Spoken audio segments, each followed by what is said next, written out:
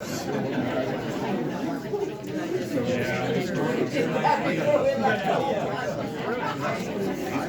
ladies and gentlemen, if I can have your attention, please, I'm going to try to walk you through tonight because there can be a little bit of confusion and there's two things going on tonight. So let's walk through how tonight looks and sounds so that you're aware of this. So at 6 o'clock or close to 6 o'clock, we will do the public hearing related to the property tax rate.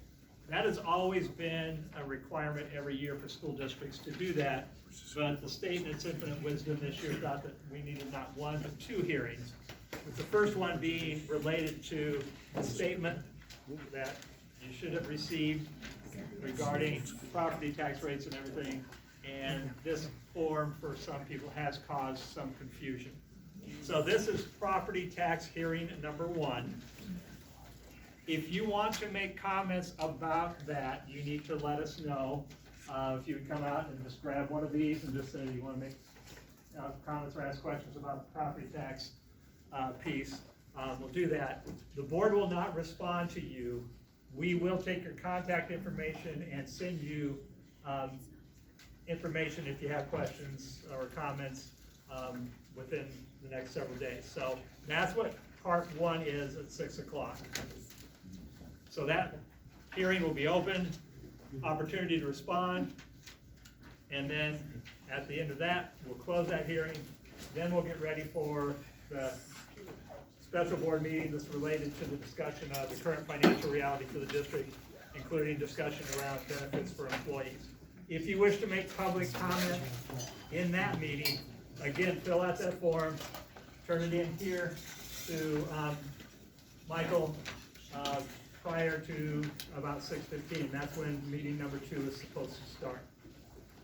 Once we get through public comment in meeting number 2, we have a presentation from Larry Siegel, who is a school finance expert in the state of Iowa.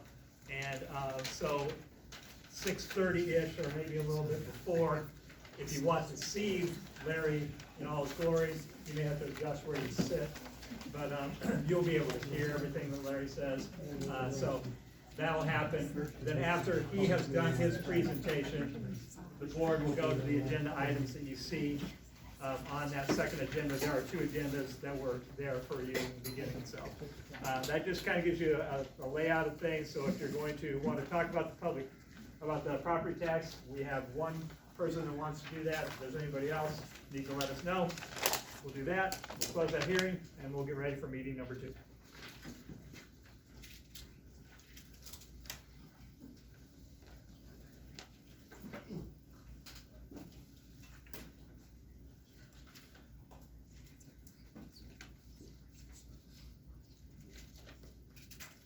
Okay, being 6 o'clock, I will call the, put on the glasses. I'll call the first meeting to order. This is the meeting dealing with the proposed property tax. First item on the agenda is the approval of the agenda. Motion for that. When we approve the agenda. Been moved and seconded to approve the agenda. All in favor, say aye. Aye. Opposed? Okay, I have a statement that I get to read. And although it doesn't make a lot of difference, I will stand up. This public hearing is required due to recent legislative changes to the certified budget process. We are here tonight to listen to commentary on the proposed property tax notice, which was published in the Sun on March 14th and recently mailed to residents from the county. The notice provided shows each resident the maximum total property taxes the district will adopt as part of our certified budget. The board secretary is hereby directed to enter any written comments into the record of this public hearing. We have no written comments. For those in attendance, thank you for being here today. We value your input and are interested in hearing your comments. If you are planning on speaking and have not yet done so, please fill out the provided form. I believe we have one person that filled out the form. Each speaker will have maximum of 3 minutes, which might be tough for John to do, but we'll hold him to it. As a reminder to the board, we are present to listen to and receive those comments. Board members will not engage in dialogue or respond to questions during the meeting, but may address issues in the future board meetings. We are ready to proceed. Please call for John Wright. Okay, yeah, 3 minutes is pretty tough. I'm just usually getting warmed up. Actually, I just came to get a little education because that form that came out, I don't understand it at all. One place it says it's going down, another place says it's going up. I know you raised the valuation on properties in Mount Vernon, and significantly. And then I see where the levy is going down. So all I wanna know is, if you have a $100,000 house that's now valued at 125, how much is your tax gonna go up? If it got revalued, raised by 25%, how much is your tax gonna go up? You must be asking you, Mike. Well, I don't know who I'm asking. Yeah, somebody must have an answer. Legally, we cannot respond to your questions per Iowa code. You what? We can't, respond to your question in the. How would I find that out if you can't respond? We can When follow up. when you send me the We'll tax We'll follow letter? up with you after this. Okay, thank you. Rules are rules, John. and- I understand, rules are rules. So if, shouldn't have come. how could we get that information to everyone in the meeting that would want it? If people left us their email addresses? Okay, so, yeah, we'll leave, Maybe add something to, something on it, and it's a general. So we can't. Can we ask him a question? Does he just wanna know what the school rate increase is, or does he wanna know the whole property tax? But we can't engage in dialogue. You might wanna ask him about that, because there's a difference between the school tax rate increase that's also partially county and city. This rate's just us. I heard him say you ought to ask him. I'm asking you about the property tax, period. I'm not concerned about school or otherwise. I've just got a simple question. How much are taxes gonna go up? And the thing you sent out explains nothing. Well, I will take the opportunity to say, we didn't send it out. Oh, I didn't say you sent it out. Yeah. It seems to me that the county sent it out. Yeah, so, I guess we can state back what the rate is this year and what it's proposed to be next year, can we not? So, go ahead with those numbers. The current rate for the current tax year that we're in is 1754. And then the proposed tax rate for fiscal year 25 would be 1741.55. Based on that knowledge, we will, what's that? It goes down, as valuations go up. So, without getting into the weeds on this, we will get that answer to anyone in this meeting that would like it. If, Michael, just have a piece of paper there. We can hand around something, so if you want to put your email, your name and your email address, we'll get that information to you here within the week. Okay, we have no more written comment. 48%. Our assessment went 48%. This past year, when we assessed the value of our And, having no further business, in the open hearing, I guess we'll entertain a motion for adjournment. Make a motion to adjourn. Been moved and seconded, adjourn the, public hearing, all in favor, say aye. Thank you. If you're here for just that part of the show, that part of the show is over. So we're technically scheduled for 6:15 start with the next meeting.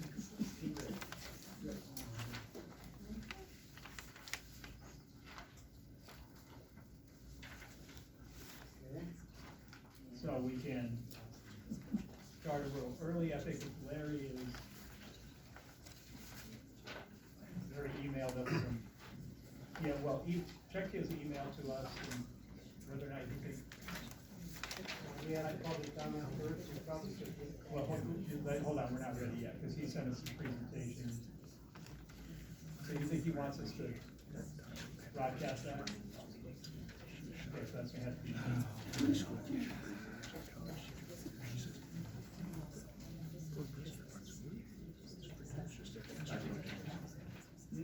That's the answer to your question. If your house went from 100,000 to 5,000, that's the increase. That's big time. I thought that we're going to put in more property taxes. They don't pay the state. While we're waiting for all that to get done. Stay for you. Matt, did you want to, round up everybody out here, sign up for Huddle? Oh, you don't have to sign up for it. No, you click on a link and click on that. Yeah. Why, did somebody have a struggle getting in? Well, they started asking. Hey, No, it's not used anymore, no.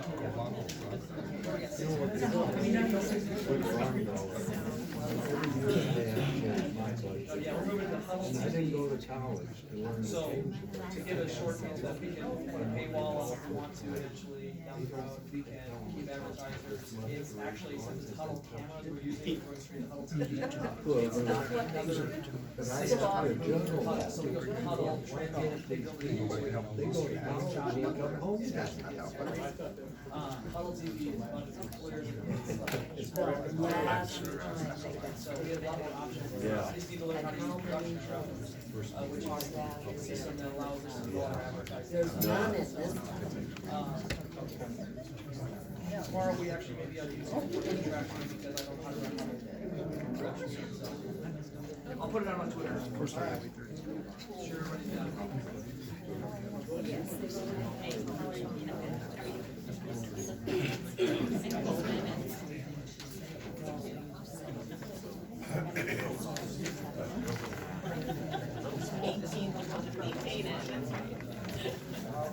The diagram, okay. No.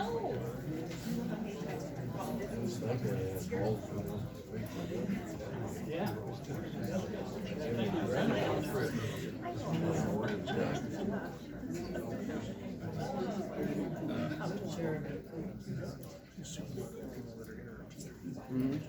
Interesting times. Weber, interesting times. Told us that. I miss chasing grandkids, bicycle. Circling your driveway.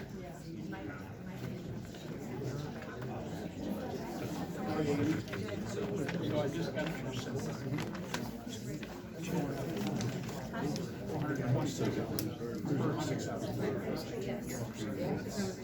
Shifting from income tax to property tax.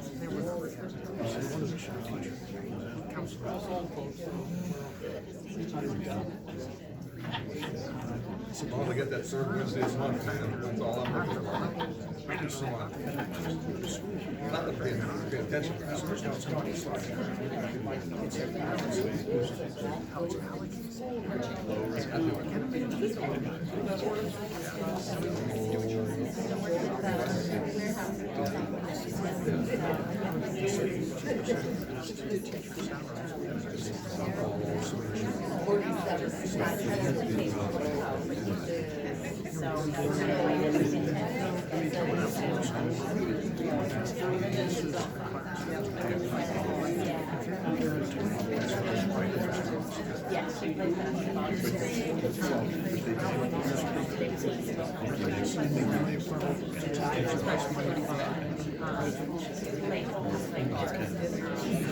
That's why.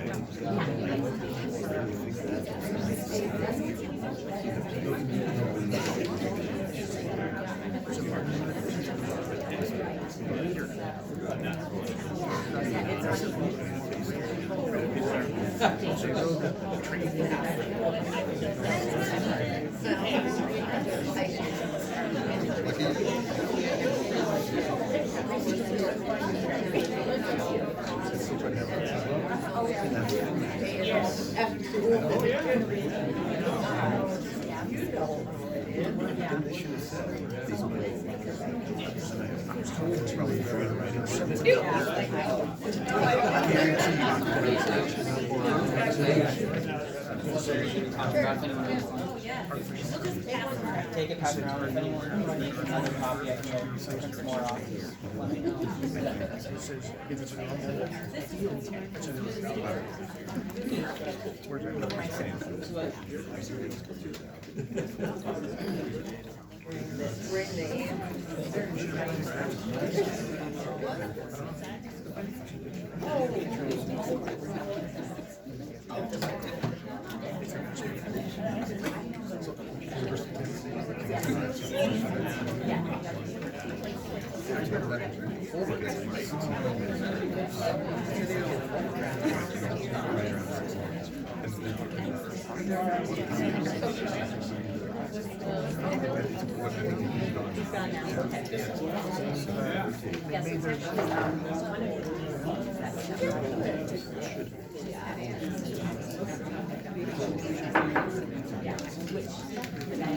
Okay, well, once again,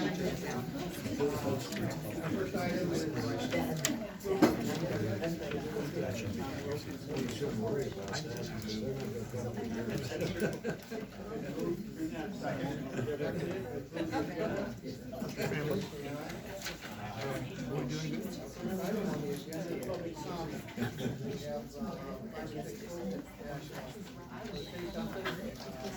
remind you that you have 3 minutes. And, our first person is Tom. Tom Lee. Yep. Oh, Stand there by wherever. Thank you for some time on your agenda, and thank you for your service. 2 minutes. Tom Wisner, Mount Vernon, 406 Palisades Road. I don't know if we need that for the record. But 2 things I was going to talk about. First one was to reinforce or remind board members about an important event that's coming up related to childcare in the Mount Vernon, Lisbon area. Superintendent Baden Horst and President Etmel, they may have already sent out this invitation to you as school board members, but the idea is following up on an idea from Greg to get more people from the 2 communities engaged, and the school board here in Mount Vernon definitely qualifies for that. Part of this summit on Tuesday, April 9th at Hall Bryan Room at Cornell Commons, 2nd floor, just off the orange carpet. Let's talk about what the League of Women Voters has done so far in the last year and a half, because it's been a process going on for that long.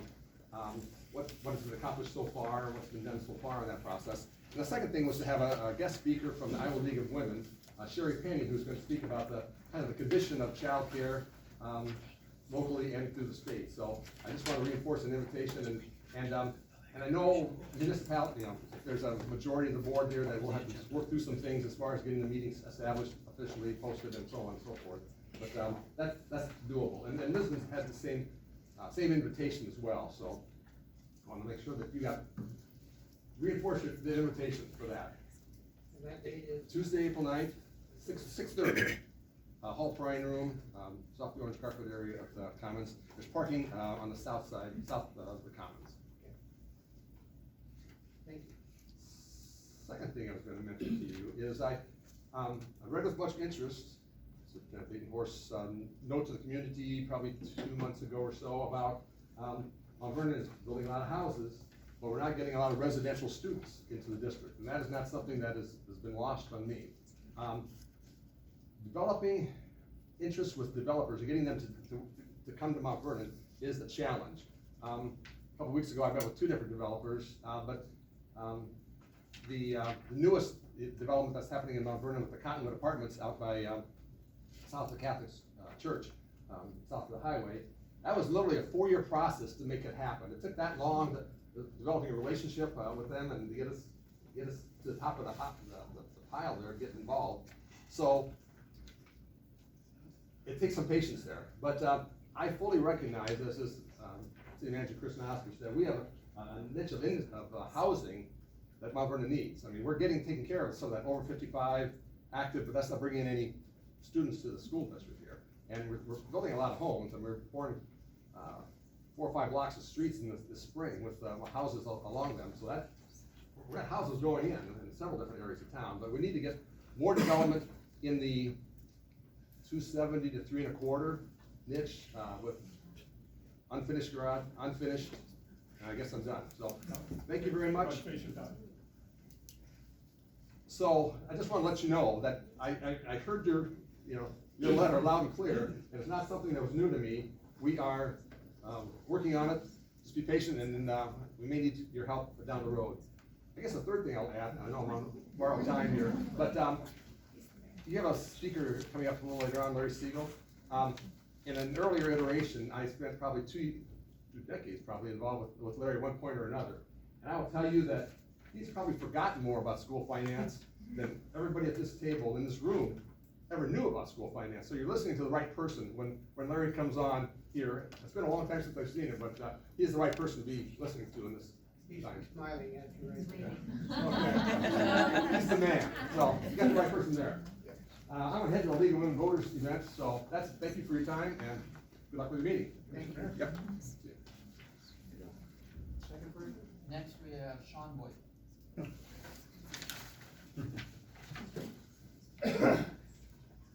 Thanks for the time. I'm just gonna speak on, before we have the discussion about what we're gonna do with the benefits package. Obviously, I think I sent a letter to all the board members. I just wanna reiterate, how important I think it is for a professional organization like a school to offer health benefits to people. I don't wanna look at it personally as a way to get us out of a financial pinch, because you're no longer a professional organization then. So I understand that the cash benefit might go away, but that cash benefit gets used, at least in my household, to offset healthcare benefits. So it is a healthcare benefit for me. I do understand that it's a little more complicated than that for the school district. But if we take that away, in my opinion anyway, I hope that it's the goal of the board to put as much towards healthcare benefits for the faculty as they can. That's why I say I don't want to look at it as a way to get us out of a financial hole. If it's making us not competitive with our rates, I can justify that, but I want it to be, I think it should be a goal to help people get affordable health care. And I don't want to abandon that to save money towards the general fund. I want it to be a sustainable benefit for the people that work here. So that was my message. Thank you.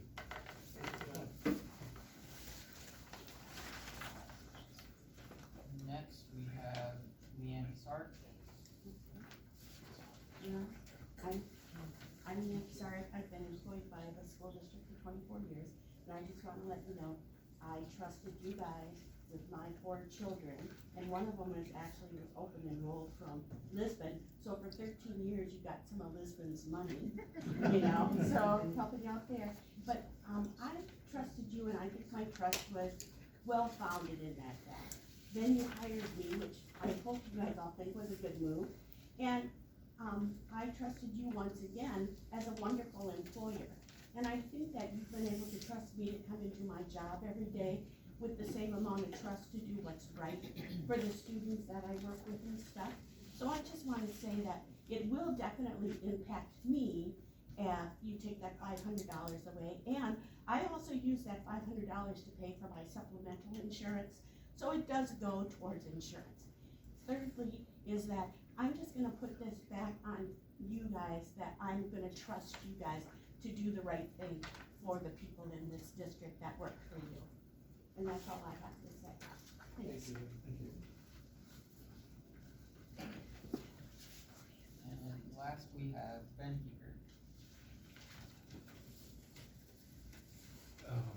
I wrote this down so I didn't stand up. But, good evening, my name is Ben Keeper, and I'm a career educator.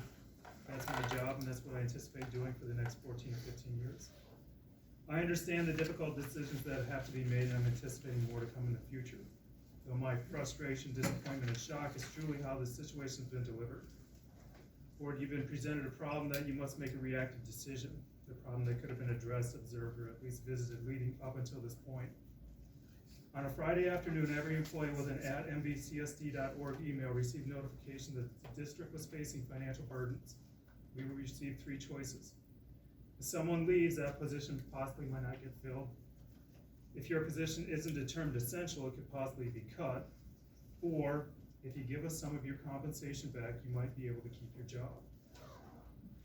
Employees did get the opportunity to voice their opinions, assessments, and rationale on how to possibly dig out of this situation.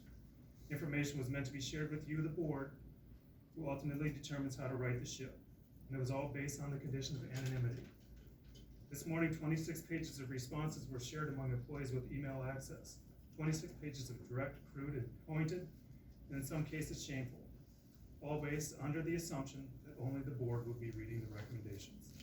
Everyone read those today. I shake my head at the situation, and I feel remorseful for the staff that are about to be affected, as well as the board members who have to make these difficult decisions. Thank you.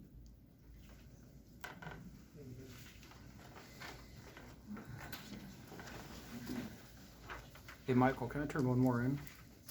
Or am I past it? Come on, be quick.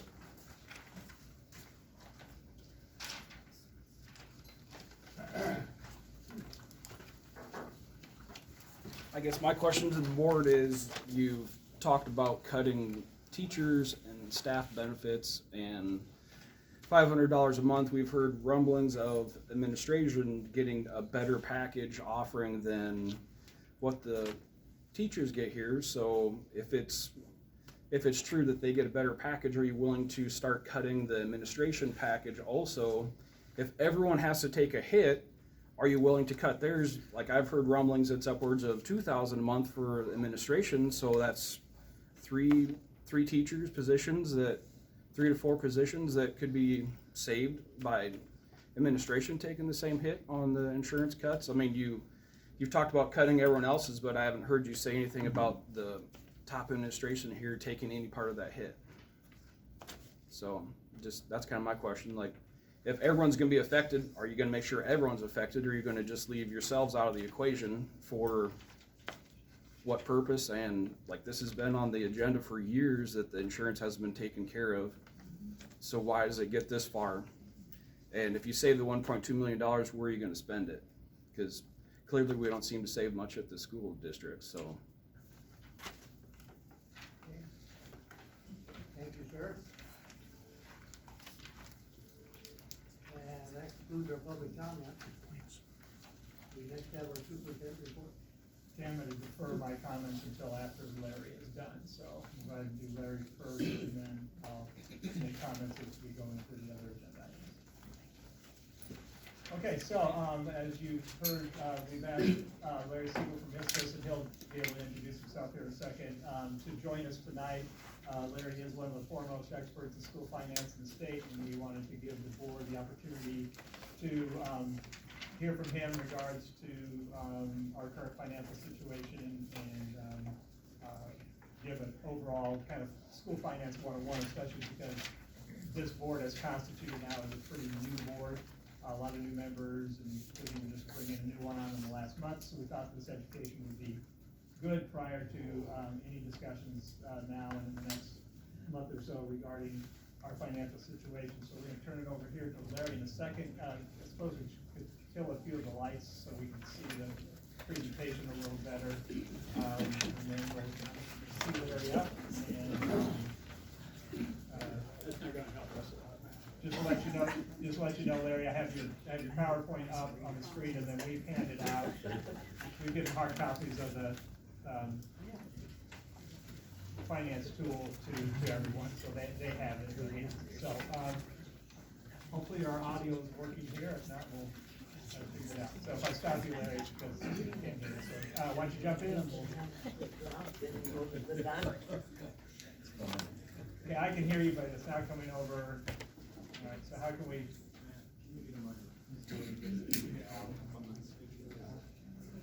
setup come through the owl? Yeah, I can hear you, Larry, but, they can't. We're trying to use an owl here, so give us a few seconds here to figure it out.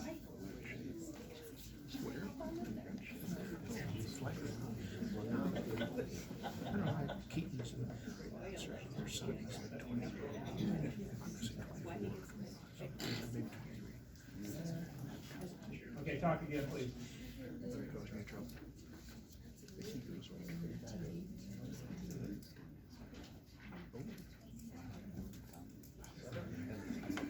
Is the owl on mute by any chance?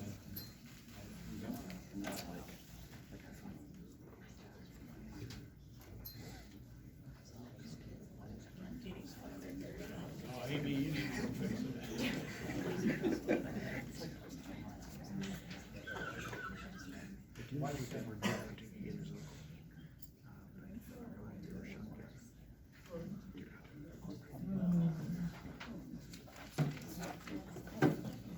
We actually tested this earlier. Thought we had it.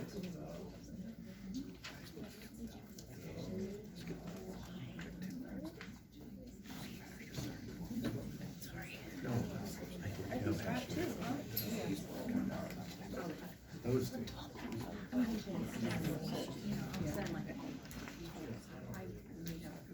Okay, talk again, Larry.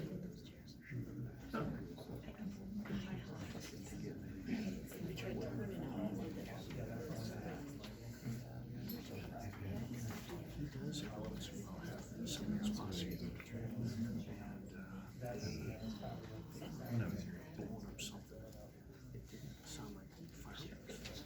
It was I did football. Like, I didn't do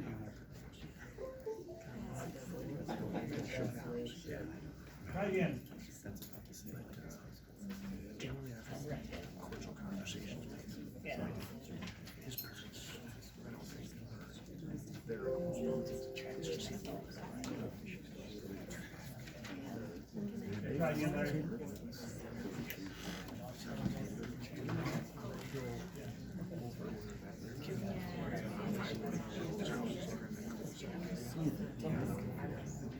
I can see him more.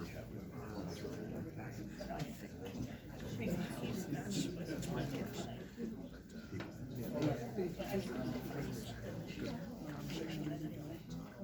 Mostly I talk to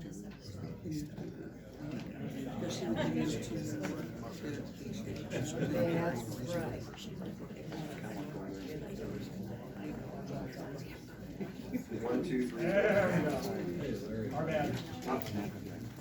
Now I lost your camera, so I can't see you guys, but that's okay. We'll get it back down.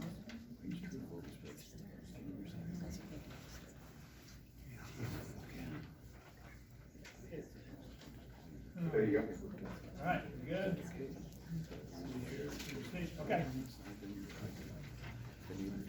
All right, and Greg, do I need to share my screen or? I think if you just, I can control it and run through as you go. Okay. I'll just- Yeah, let me just, yeah, absolutely, just let me bring it up and let me work from that in just a second. Well, thanks, everybody. My name is Larry Sigel with Iowa School Finance Information Services, and we'll talk just briefly. I'll tell you just a little bit about myself first. My background is I was a finance analyst for the legislature for about a decade. Worked for the School Board Association for about 10 years. That's where I met Tom Whistler, as a matter of fact. Then started ISFIS back in 2009, and we're fortunate enough to have about 325 school districts as customers. Our mission is to help school districts by making use of data and information. And school districts subscribe to our services annually. We are very pleased to have Mount Vernon as a customer of ours. And as I said, my background is as an analyst. My partner, Margaret Buckton, who you may be familiar with, Margaret brings a legislative background to our company as well. And she lobbies on behalf of the Rural School Advocates and the Urban Education Network. So that's kind of our background. Next slide talks a little bit about our subscription and that kind of stuff. What's more important is the next slide, which is the school finance basics, and we're gonna talk about the powers and authorities. We'll talk about funds and revenues now. We're gonna spend most of the time, when we're talking about the school finance piece, it relates to the general fund, because it's so vitally important to how school districts are funded in the state. We'll talk some about expenditures, and we'll talk about other funds a little bit as well in financial health. Now, when we talk about the powers and authorities that school districts have restricted funding sources. Not every dollar that a school district has can be spent on anything that we want it to be, and that comes out of state and federal law. And that's even from when we talk about the general fund. Sometimes the general fund isn't quite as general as we'd like to make it, so some people would like to make it. There are restricted funding sources within our general fund, so you have to be a little bit careful with that. And that comes out of both state and federal law and as administrative rules as well. I'm gonna go over the next slide, just only 2 seconds, something here real quick. And Greg, I'm on the slide that's got all the lines connecting everything right now, the revenue sources and allowable expenditures. And I want to talk about this big picture, because I think this leads to, I think one of the things that's hardest to understand about school finance in Iowa is we have these restricted funding sources, and where those funding sources come from or funded by, run down the left side, the source of funds. The middle area is the fund itself, so you'll see the general fund, for example. And then off to the right are the big picture expenses that can be funded out of each of those funds. And so if you look at, for example, the general fund, you're gonna see that that's funded by state aid, by property taxes, county income surtaxes, and federal funds. And then what we spend our general fund on are things like salaries and benefits, curriculum or program, dropout prevention, all of those categorical fund associated expenditures. And so this helps, hopefully people understand that there are certain buckets, some people like refer to them as buckets, that have allowable expenses. And so, making sure that you matching your expenses to the appropriate fund and the appropriate expenditure is important. When we talk about the general fund, there's some basic principles, and school finance gets real complex, but there's some basic principles around it. Number one is it's student driven. And as I always like to say that every student that comes into your district brings with them about $6,700 in the current year, and each bright smiling face smiling face that leaves your district takes with them a per pupil amount. That amount set by the legislature when they set through the SSA. In fact, that's what was just signed by the governor today. In fact, it was 2.5% SSA. The second principle is that schools are budget limited, not necessarily tax rate limited. So when you have either increases or decreases in property valuation, it doesn't necessarily result in school districts having more money to spend. Our funds are really driven by how many students we have and how much each student is worth. The third principle is that the tax rate is driven more by the formula than by district actions. Now, I don't want to say that districts don't have an impact on their property taxes, certainly they do, but there is a portion of the school district's property tax levy which is driven by the state finance formula. And so that is driven all by formula, and so that helps understand why your property tax rate is what it is. And then that last one we talked about a little bit already is districts can always spend funds on allowable purposes.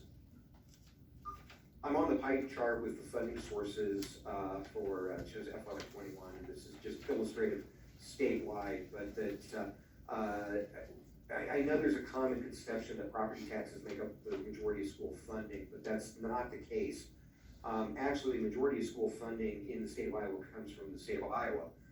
About 56%, 57% of the average school district's general fund comes from the state. Only about 34% comes from local property taxes. Now that mix in every district can be different because of the way the formula works, but this does give you a feel statewide that about $2 for a little better than $2 for every $3 of school dollars are state aid, and that's why state aid is obviously so important. I'm on the title slide, it's labeled spending authority. I'm gonna go to the next slide, which is just a little general fund, and it's just we're gonna talk about this concept of spending authority and why it's important. And I wanna explain, because the state controls the maximum amount that districts can legally spend. And you might ask yourself, well, why does the state care? It is a good question.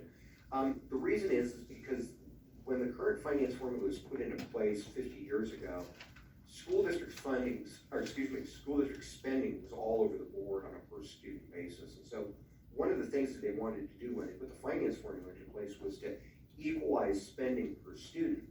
And they had to have a mechanism to do that. And so they created really if you want to think about it, a second set of books that we school districts have to keep, which is tracking our spending authority. And the purpose of that is to ensure that school districts just don't go out and raise and spend money willy-nilly, so that you have this big imbalance. So the purpose of this whole concept of spending authority from the purpose of the state is to enforce equity.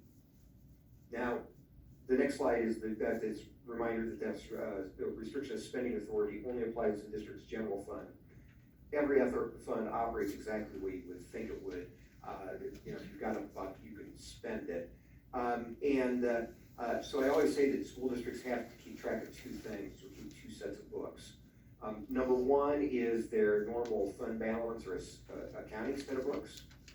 And that is, wouldn't matter whether you're a for-profit, a not-for-profit, or government entity. We also keep track of our spending authority set of books, and this is what I like to tell people is I like to think of it as credit card limits. So when a child shows up on the Mount Vernon Community School District, they hand a credit card to them, and on the credit card, it says the Mount Vernon Community School District in the current fiscal year can expend $7,635 on this child's behalf. And so what you can spend is the collection of those credit cards. And the reason I use this analogy is because it's not cash. It is just a second set of books that we're required to keep, and that we can't spend more than what this spending authority says we're allowed to. I'm on the next slide that's got the credit card at the top. So where's the spending authority come from? We talked about it a little bit already. It's number one is, how many kids you have. And so that enrollment count that we do is absolutely critical. And that next thing is that we call it cost per child. The formula actually calls it a cost per child. It's actually a credit, I call it a credit card limit per child, or a revenue per child. And the enrollment number that we use is always a year behind. We're always using the prior October 1 enrollment, so it's an actual enrollment. So this last October 1 is going to be our budget enrollment for the upcoming year. It's always a year behind. The legislature sets the state supplementary assistance rate. So like when they say that they set a 2.5% state supplementary assistance rate, what they're telling us is how much that credit card limit can grow by in the upcoming year. I think it's $191 is what that 2.5% equates to. So what they're saying is that credit card limit can grow by $191. The state aid is then ultimately funded by a combination of state aid and property taxes. So the next slide is just a reminder that the limit on spending is not how much cash the district has in the bank. It's the limit is the total spending authority, and the total spending authority for a year is the current year spending authority, right, to collect all those credit cards, plus any previous year's unused spending authority. We call that unspent budget authority, but that was not used for previous years. That's a total amount that you can legally spend in a year. Now, I've got the next slide is just these two concepts, because we throw them around a lot in school finances. Number one is fund balance. Now, that's an accounting concept that just basically says if the district ceased to exist on June 30th of the fiscal year, district took in all the money it was owed, and you paid up all your bills, that fund balance is what's left over. That from a spending authority perspective, there's a corollary to that is our unspent budget authority. That's the remaining spending authority at the conclusion of the fiscal year. And this number, unspent budget authority, is a real critical number because it's the measure that the state uses to determine a school district's financial health. Now, I've talked a lot on the next slide is with the policeman at the top, what's the big deal with spending authority? Well, ultimately, it's illegal for a school district to exceed its spending authority. And they actually put in the code about a decade ago, the ability to close a school district for no other reason it's deemed not to be financially viable. And if you'd ever heard of either Russell or Farragut school districts before, well, you won't again because they were closed. The reason they were closed, and the only measure that the state uses to determine a school district's financial health is their unspent budget authority. As long as that remains positive above zero, then the state really can't do much to you. Now, if it goes below zero, you can be subject, the district can be subject to a workout plan. And then if you go for 2 consecutive years, then the real sanctions start to hit. Now, if you didn't hear about Russell or Farragut, you probably heard about what happened with Davenport maybe a couple of years ago. They went through some severe issues. Now, they obviously did get closed, but they were subject to a lot of individual sanctions and workout plans and accreditation issues that were related to this as well. So it's really nothing to mess around with. But like I said, the key measure, the key metric, is the amount of spending authority that you have. The remaining slides are going to talk more about the foundation formula and the valuation and the tax rates and the mechanics of those. I'm going to leave that slide right now because I really do want to go in and first of all see if there are any questions up to this point, but I want to look at some of your district-specific data and talk about some of your district-specific issues so we kind of add some context, not just have all PowerPoint. So this is for you, board members. Do you have any questions for Larry at this point? Should we keep going? I have a couple of them, but I don't know what else he's gonna talk through first. Larry, when we talk, we have a huge amount of open enrollment. How does that affect our spending authority, or does it? No, that's a great question. Yeah, absolutely. So I didn't mention this concept, but this is a great segue to it. There's something called miscellaneous income. And miscellaneous income is any income that is not taxes or state aid, but is received within our general fund, like we physically receive it. Well, open enrollment because a school district sends us a check, is considered miscellaneous income. So it creates spending authority dollar for dollar. So every one of those students that you receive, it doesn't create any surplus spending authority, but it creates spending authority dollar for dollar within the general fund, so you have authority to spend on behalf of that student. Does that make sense? It does. Do we get the rest of the categorical funds? Do they all follow that student, or do we just get their general fund money? I will tell you, generally, categorical funds follow the student, sort of. I'm sorry, it's bad. I mean, Greg is laughing, and I think Michael's probably laughing. I can't see him right now, but it's so messy. Some categorical funds follow the student like lockstep. Other funds don't. I'll just give you an example of one that doesn't. For example, your sales tax dollars, for example, don't follow the student. Those are based on resident-only enrollment. Other funds underneath the formula either do or effectively do follow the student. So it is a mismatch, and there's no consistency about it. I guess that's the easiest way. We talked specifically, but that would be generally how it's handled. So I have one that we're jumping forward, and Michael and Greg may know this, I just don't know, and I'm sure the public and most of the board doesn't know. So we're facing some ACA fines. Is there any fund we can pay for those that is not the general fund? Is that something we use management fund to pay fines with, or not really? Yeah, generally, any fee or fine that is associated with a fund generally has to be paid from that fund. The only exception I would tell you is if there was a judgment against the district, and this is like a court judgment against the district.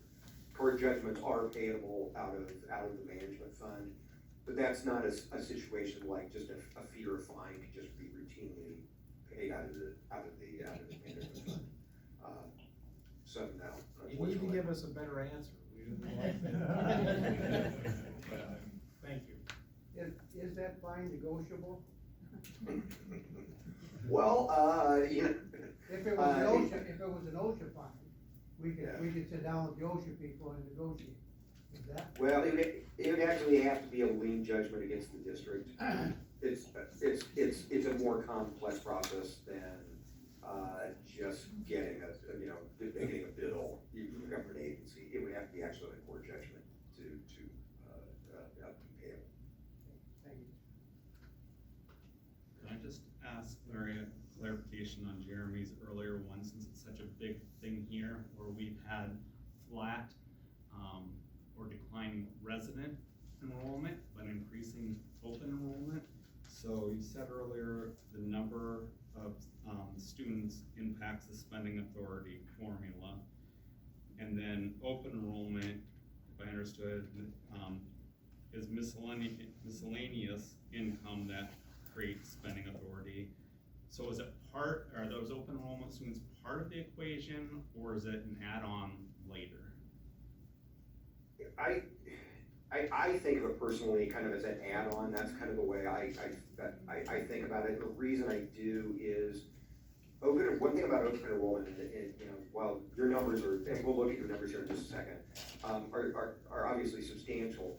They're also really variable from year to year, and as kids can come and go, so can the money come and go. So I don't know, maybe Greg, and this gets more frankly to an operational side than a theoretical side, but I kind of generally view them as add-on dollars, but obviously they're significant.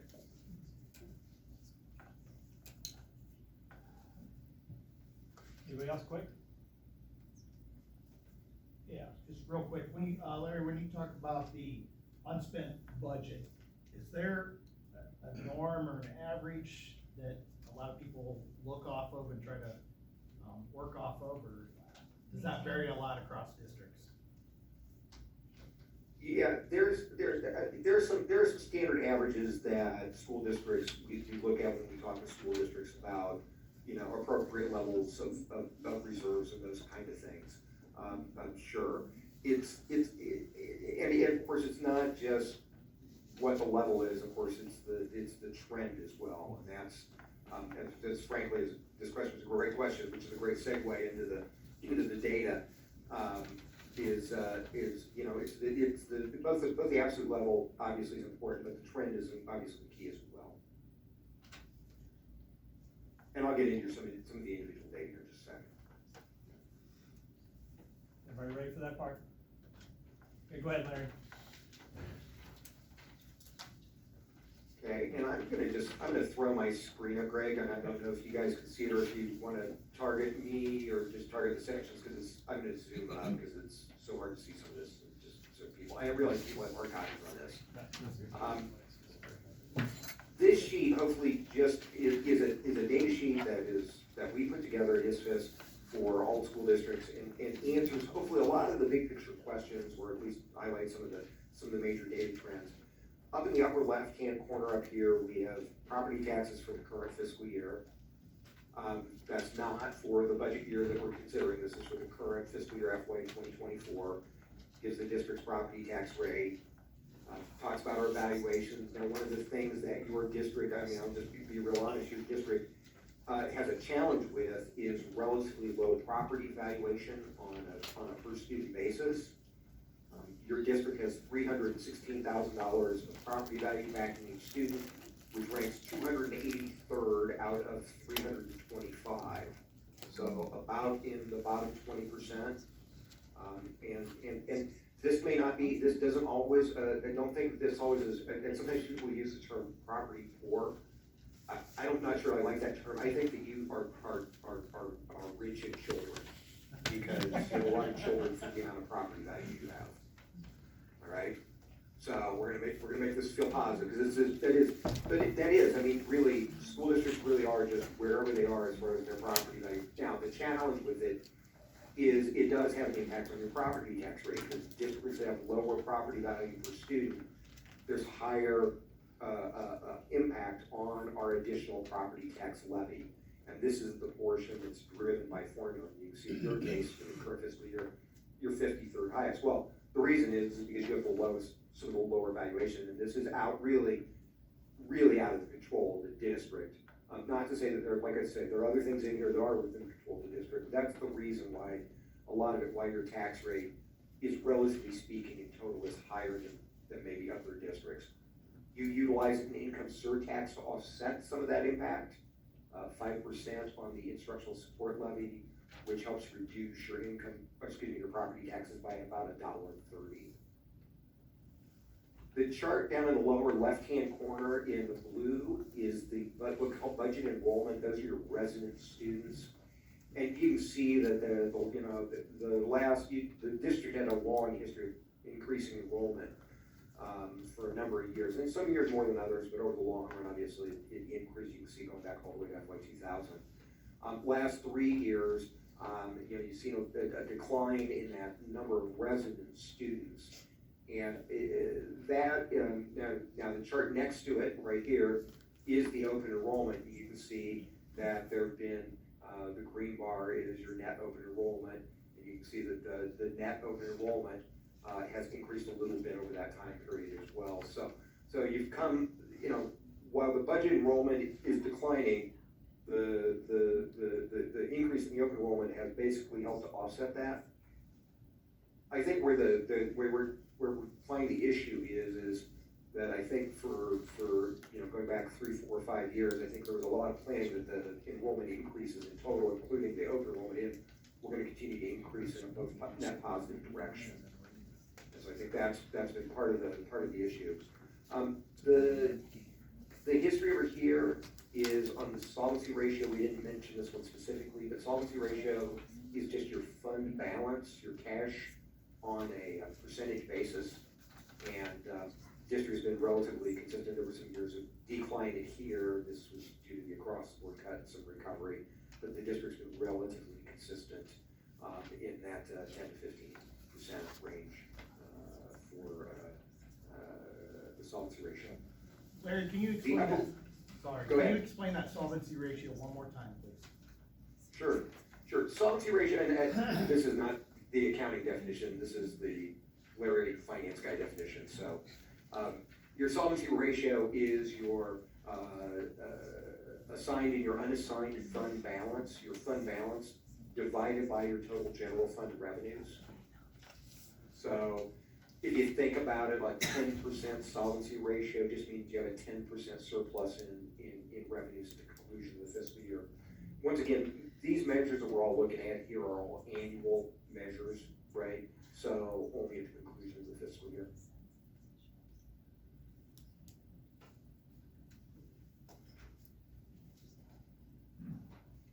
The chart in the upper right-hand corner is the district's history on the unspent other authorized budget.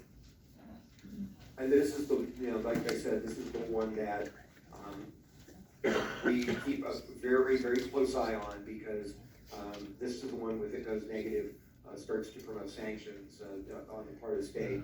And one thing I'll say is one thing you can't see here, this is all rearward looking, this data here. One thing you don't see is the finance projections that we utilize going forward, utilizing the 5-year projection model that Michael and Greg have worked on with me. Really continues the same trend in the unspent unauthorized budget. And the decline you see there, these last 3 years, starting from this peak at 2,985,000, and the decline each over the last couple of years is effectively on the tune of about 600,000 to 700,000 of year-over-year change, decline in that unspent authorized budget. And that's when we talk about the issues that ultimately the district's going to sooner or later have to resolve. This is the issue that we're talking about because, as you can see, it's the acceleration of the slope of this, and this is through FY 2023, which is the end of last fiscal year, does not include the current fiscal year. And the slope of this starts to continue. So this is really the piece that we're talking about here, as far as that sense of urgency about the needing to do something. It is a significant issue. There's, unfortunately, underneath the formula, there's really no way for us just to magically increase the amount of spending authority. So, you know, we can't go to the voters to say, you know, hey, let us give us more spending authority, you know, or allow us to increase this levy so that we can have more general fund spending authority. Really, we're limited really on the expenditure side of the equation. So when we have to arrest reductions in the unspent authorized budget, really it's, as I said, through the expenditure side of the equation. So this is really one of the pieces I wanted to make sure that we covered tonight. I'm gonna stop the screen share for a second so I can actually get my camera up here and see you guys. Talk about some broader issues. As we talk about the projection model, and I know the districts you have utilized different projections throughout the years. And I think, you know, one of the key things when you're looking at whether we do these long-term projections, one of the key things going in there is the assumptions. And, you know, the assumption, I know Greg and I, Michael talked, is, you know, there were some assumptions made about that enrollment was going to continue to increase, and if budget enrollment has continued to increase by 20, 30, or 40 kids a year, you know, that makes a huge difference. And so really it's ultimately through enrollment ceasing to grow and expenditures continuing to grow at the clip they had, really is starting to put the pinch on the unspent authorized budget. So those would be, I guess, where I'm at for my prepared comments. I certainly love any dialogue or any questions or anything I can help with.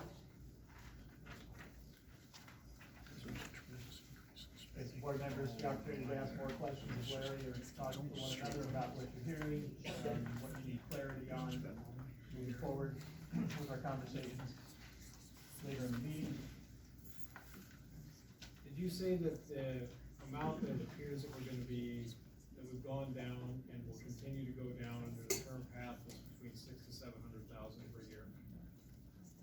That's been the rate over the last 2 years. I think as Michael and I looked at the projections, 700-ish. I can't see Michael, but I think that's about 700,000 is what our projection was going forward. I think the difference in the assumption may be between 2.5% and 3%. Frankly, I was hopeful up until last week we were going to have 3% on SSA. See where that hope got me. So in real terms, we have to, on a continuing basis, find a way to cut how much money out of our projected budget. And Greg, I'm gonna look to you because I can see you, I'm just gonna confirm it. I mean, the last projection we talked about was about 700,000. I thought 725,000 Yeah, was what the last. somewhere around 700,000. And that assumption is assuming even enrollment? No enrollment growth. Yeah, no enrollment growth. No enrollment, yeah, that's a No stable, resident that's a enrollment. stable. How about, again, help me understand, how about open enrollment? That was, flat as well. Okay, so does it also assume no increased expenses? No. Because we know we have increased expenses just in general. You don't pay everybody the same amount every year. You give raises, No, the model. things cost more money. Those are factored. Those factors in. Those are factored into it. Okay.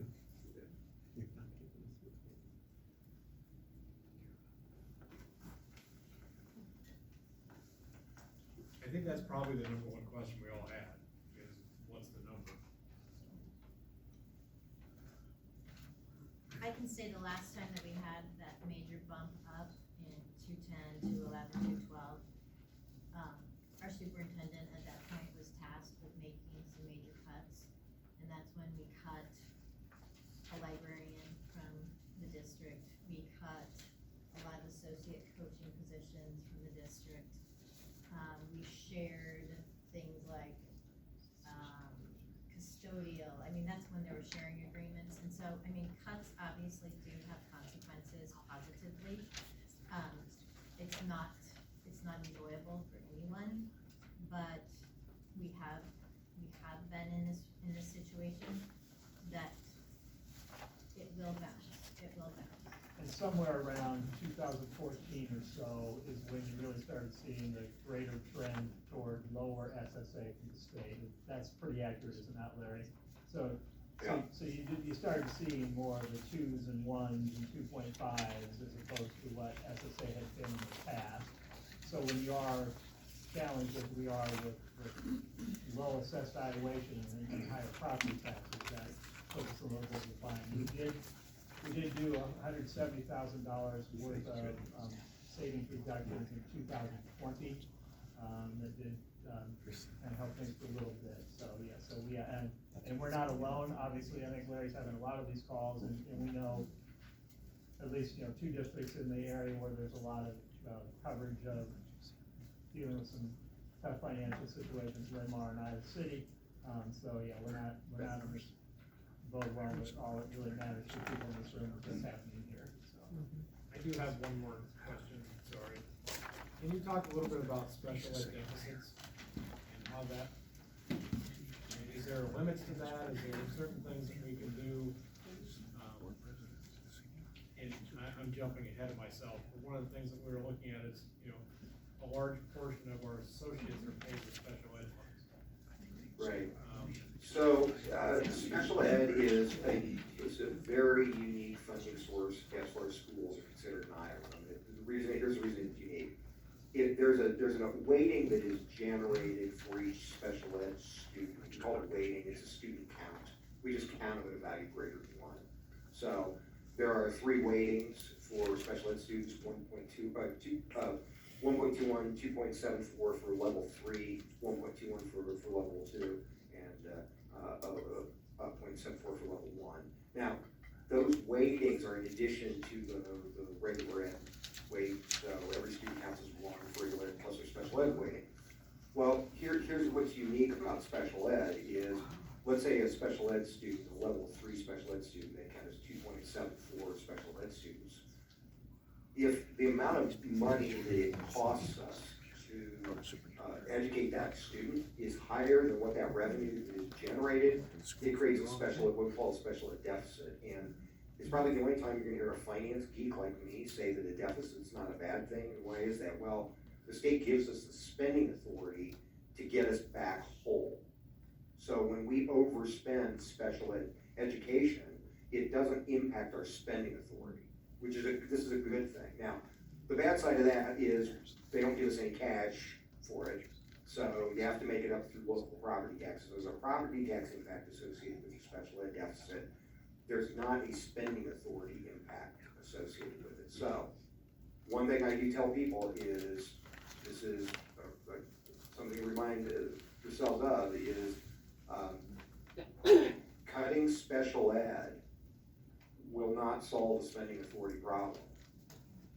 Because all you'll do is, if you're running a deficit, you'll run a smaller deficit. And so you'll end up exactly the same place that you would have if you hadn't cut the special ed expenditures. I know that's hard to explain to people, but that is the way that the funding works for it. We're talking about the opposite. Is that, Pardon me? we're talking about the opposite. Is that somewhere where we can pay our associates or better? Because it's just gonna make our deficit higher. I mean, if your special ed expenditures go up more than the revenues that are associated, your deficit will climb. And it will have to be funded ultimately through property taxes if your deficit goes up. Okay. Because if we go all the way back, is really the core of special ed deficits, be it here or in any other district or any other state, is the fact that it, in some ways, special education is somewhat of an unfunded mandate. The fact that the federal government promised back with Public Law 94-142 in the 70s that special ed would be funded at 100%, and it's never been funded at more than 40% by the federal government. So, and we're talking about services that we are, required by law to provide. So essentially, like it's the way, you know, states say that, well, okay, yes, there's going to be deficits because you are required to provide services for which you've never been fully funded. So that's the big picture. Part of my question Yeah, is if there's if our special ed deficit was raised by 20% in 1 year, is that gonna raise a flag with the state, or we have to go and explain why, or is it just? As long as your special ed expenditures that you are certifying are all allowable special ed expenditures, there's no review flag that gets generated or anything like that. One of our special ed expenditures, like salaries, I don't know, classrooms, Equipment, curricular materials. Yeah, anything that's tied to like an IEP, so if a student needs a device, that would be special ed deficit. If a student needs a special type of chair that they need to sit in, if they need certain materials, all of the materials we buy for a student who is blind. Tricycles, bikes, standing devices, moving devices, health supplies for a student who maybe has a disability in the area of certain things. So really anything that you can tie to an IEP or tie to a student or tie to a specific special ed program, which also includes associates, because when you have a student who in an IEP states needs an adult associate with them at all times, it now generates the ability to take that person and tie them to special education. If you have an associate that does lunchroom supervision, there's no special ed fund to tie that to. So then that comes out of your general budget. So anytime you have an associate, if their job is to work with a special education student, we then document that and then that goes to the special ed budget. does their benefits also go to the special ed budget? Yes. So those are things we're already doing. Correct.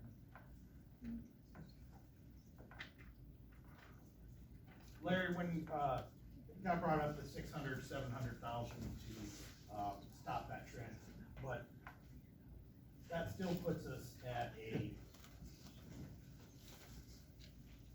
potential 6% UAB, or if I'm reading things right, or probably under 5% solvency. That just stops it. Now, what is, you cut 600, 700,000, we're still not back to a level that is comfortable, or what is that comfortable level? Do you understand my question? That's a great question. It's a great question. You know, I will say that after having done this school finance stuff for 25 years, I really try to avoid Betty Crocker cookbook recipes because they don't work, but I will give you some examples. We need one here. Districts your size. District size matters, I think, on this a little bit. Larger districts, I'm talking, larger units, your district's at what we call a middle to large district, but not large like one of your districts. Larger districts need to keep a lower percentage. You know, Des Moines doesn't need to keep 30%, right? I mean, that's that'd be $120 million, something like that. It'd be a crazy amount of money for a given serve. However, the smaller the district gets, in my mind, the percentage goes up a little bit because just of the probability that things are gonna happen that require you to have reserves that you can count on. And so, when we look at that, I think in that, getting in that comfortable range of that 15 to 25% is a reasonable target range for your unspent authorized budget. For that solvency ratio, maybe into that 12 to 20 range. You can't really effectively go higher than 20 because once you hit 20, you can't let any cash reserves, so it's kind of your ceiling.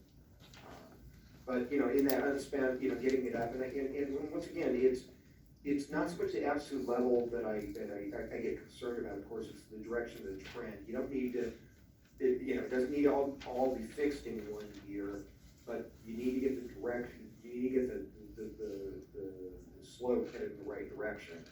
And once you make the turn and start heading up, you can take 2 or 3 years to get there. You don't need to do it all in 1 year. So. Larry, my last question is, think I know the answer to it. That number you said before, what is it, the assessed property value, the one that we're really low on?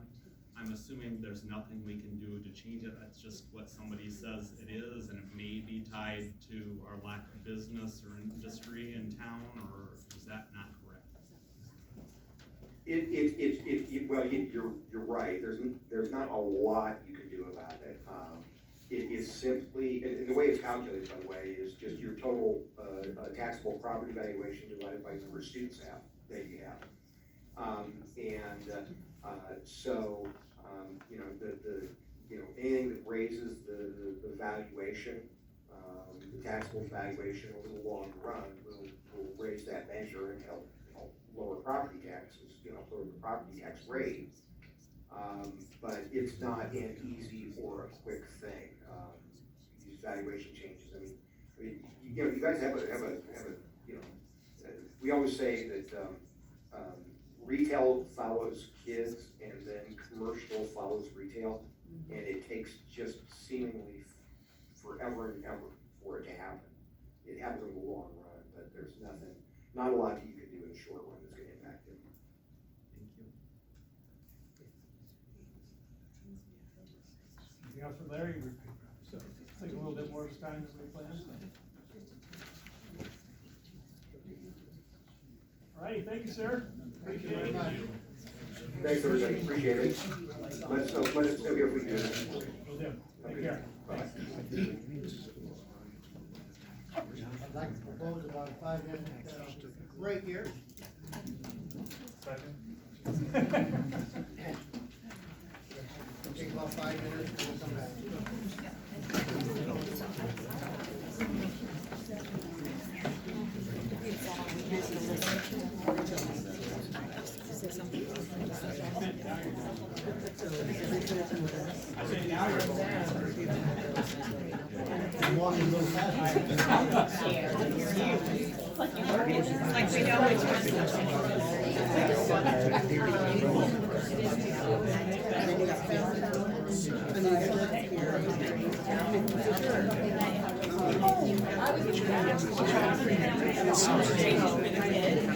And she said her name, and I was like, great.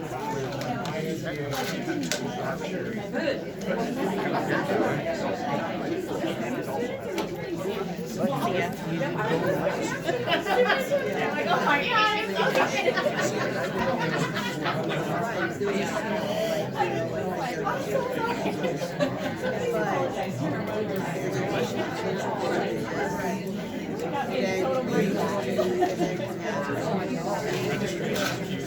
That's what she said. She's like,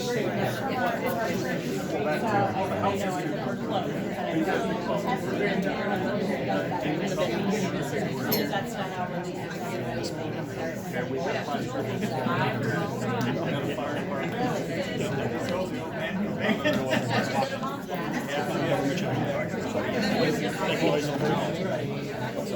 I can make noise. Still the same. I know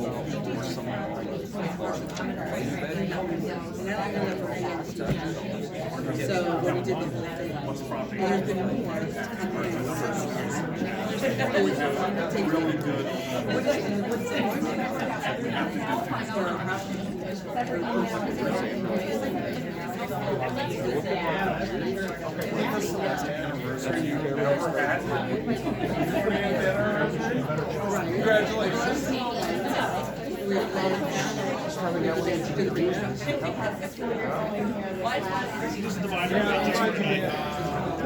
Even though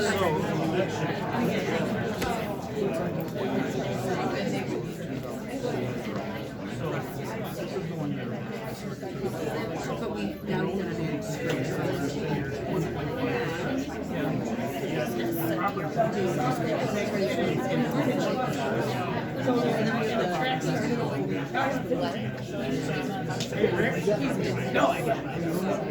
and then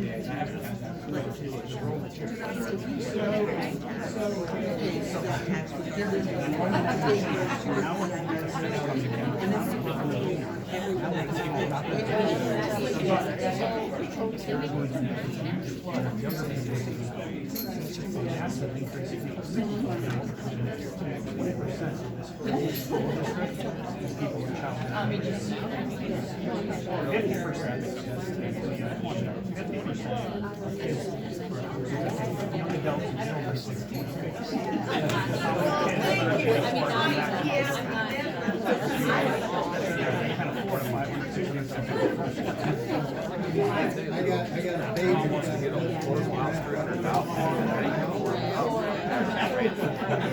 a baby.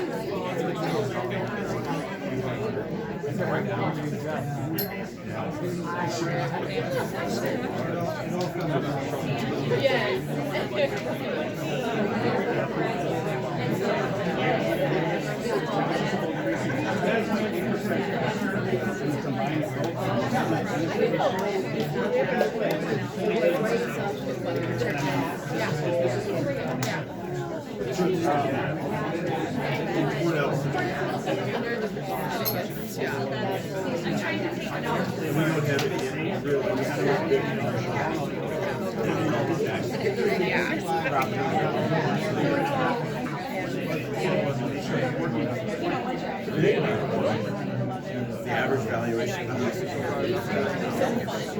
pretty good when it's all residential.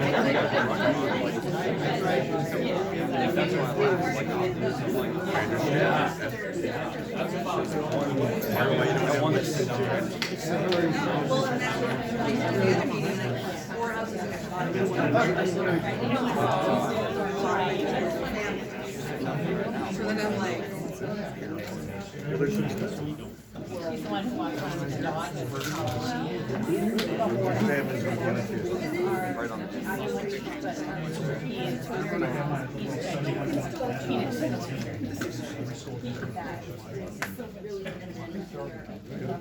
Ah, no, you're not messing up. I just want to normal brown.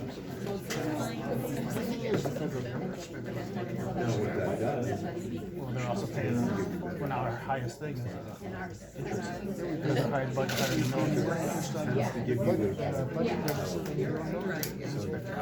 than China's got us right where they want us.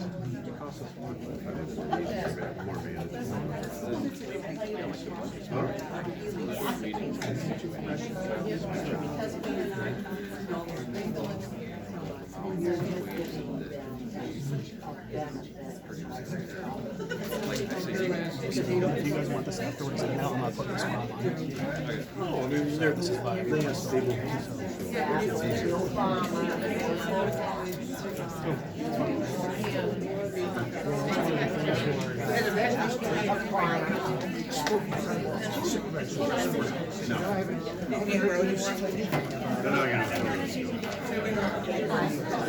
I mean, I doubt it. If anything, they're going the other way. They are? Okay. Well, no, I mean, I don't know. If I would have known you were going, I would have told you. I mean, I could be wrong, but I don't know the suburb.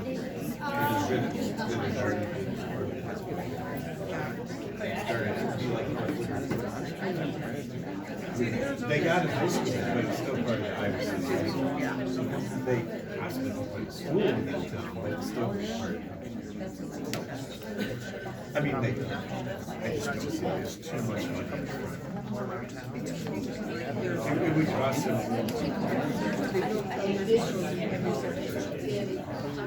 Oh, you're fine. That's how they do it. Most of those students really have tremendous. Yeah, they all have their own. I don't know what the name of it is.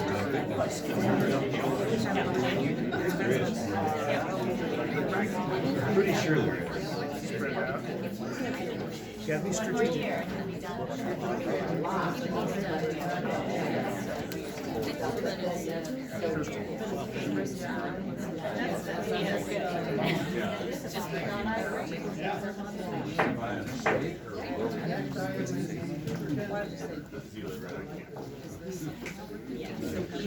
Okay, so yeah, I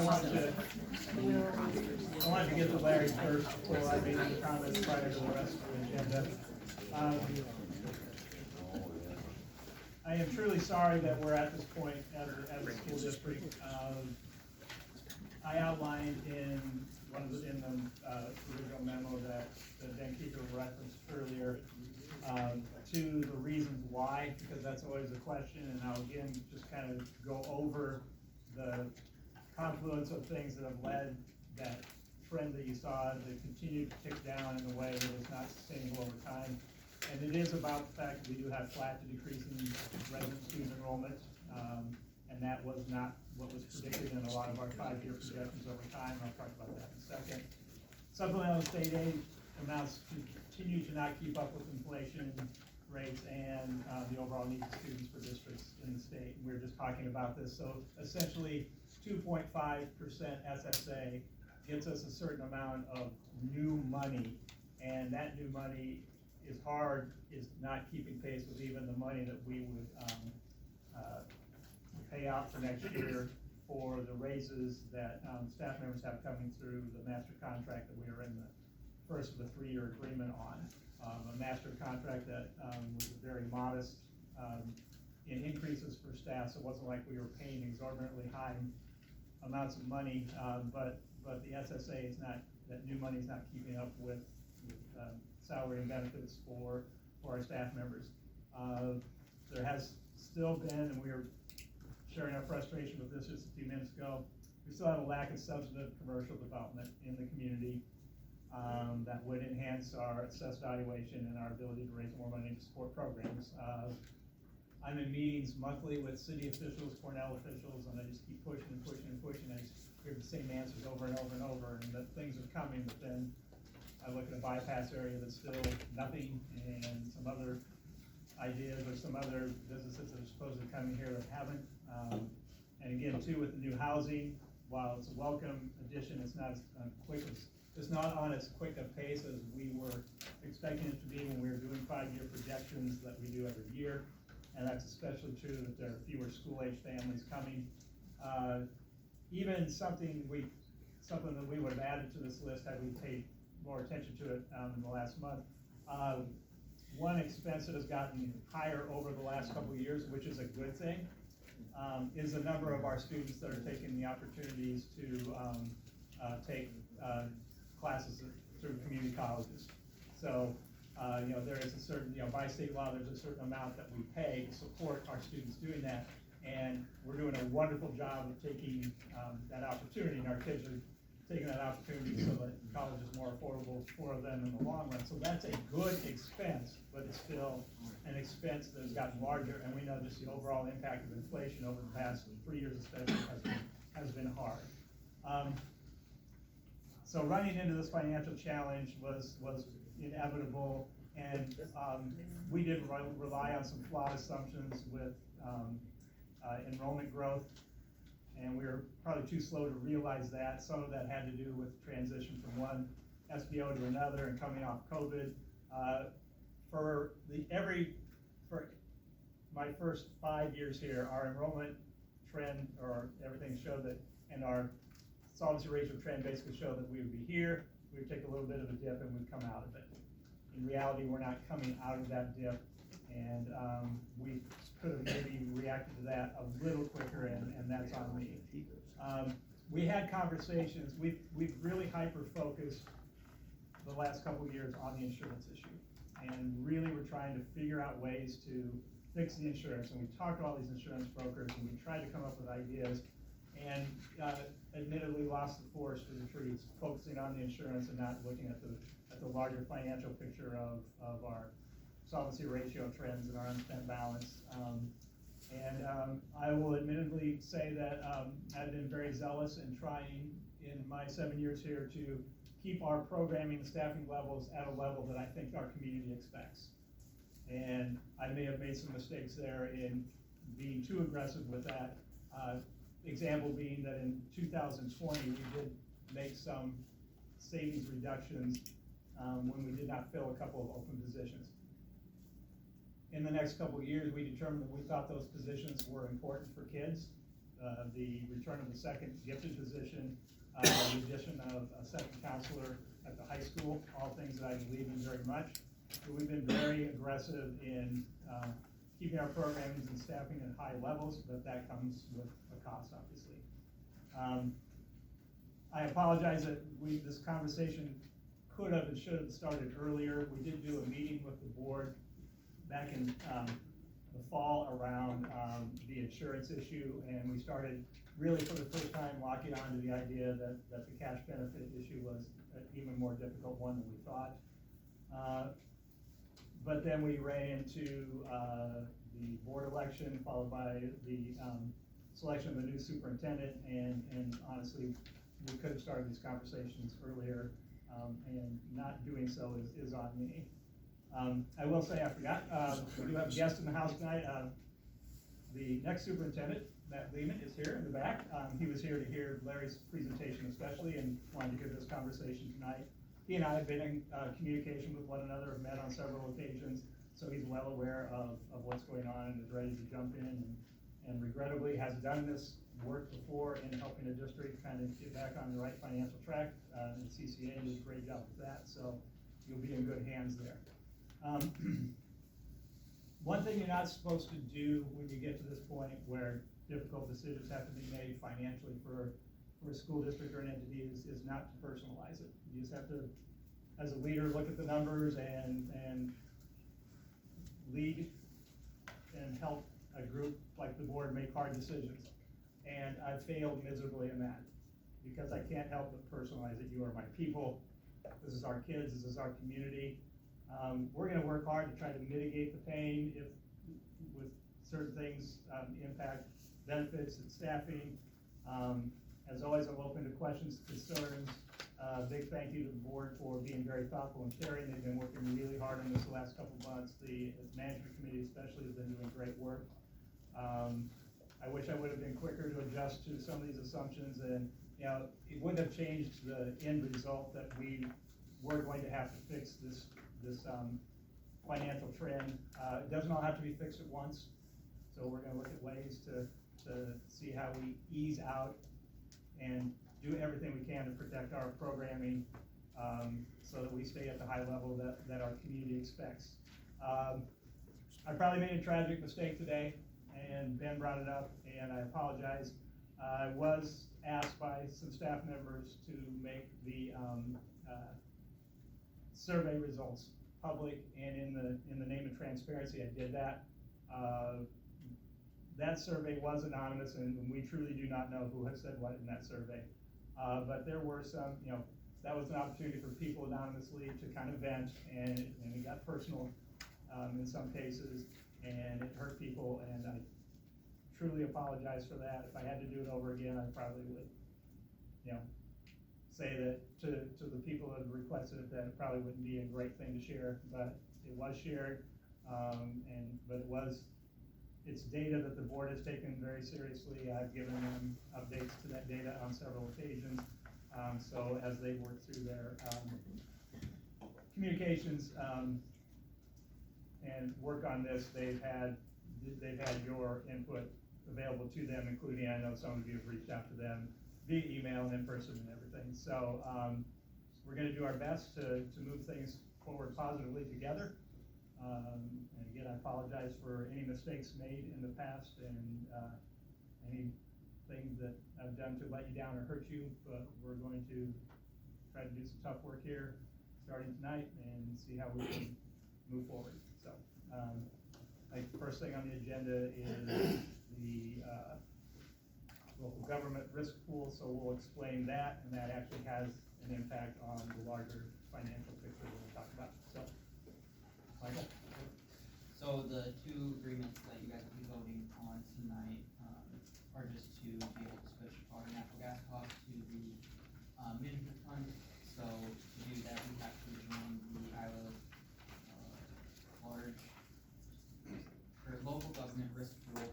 So the first one that you'll be approving is just the application agreement to join the group, and then the second one is next year's agreement. So then going forward, this will just be a yearly thing that would be approved, kind of like any of the student-teacher agreements that are approved, or power schools or anything like that.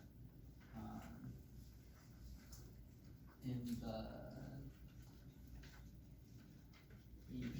FY '25 agreement, it shows that our premiums, for the next fiscal year for FY '25 will be about $122,000.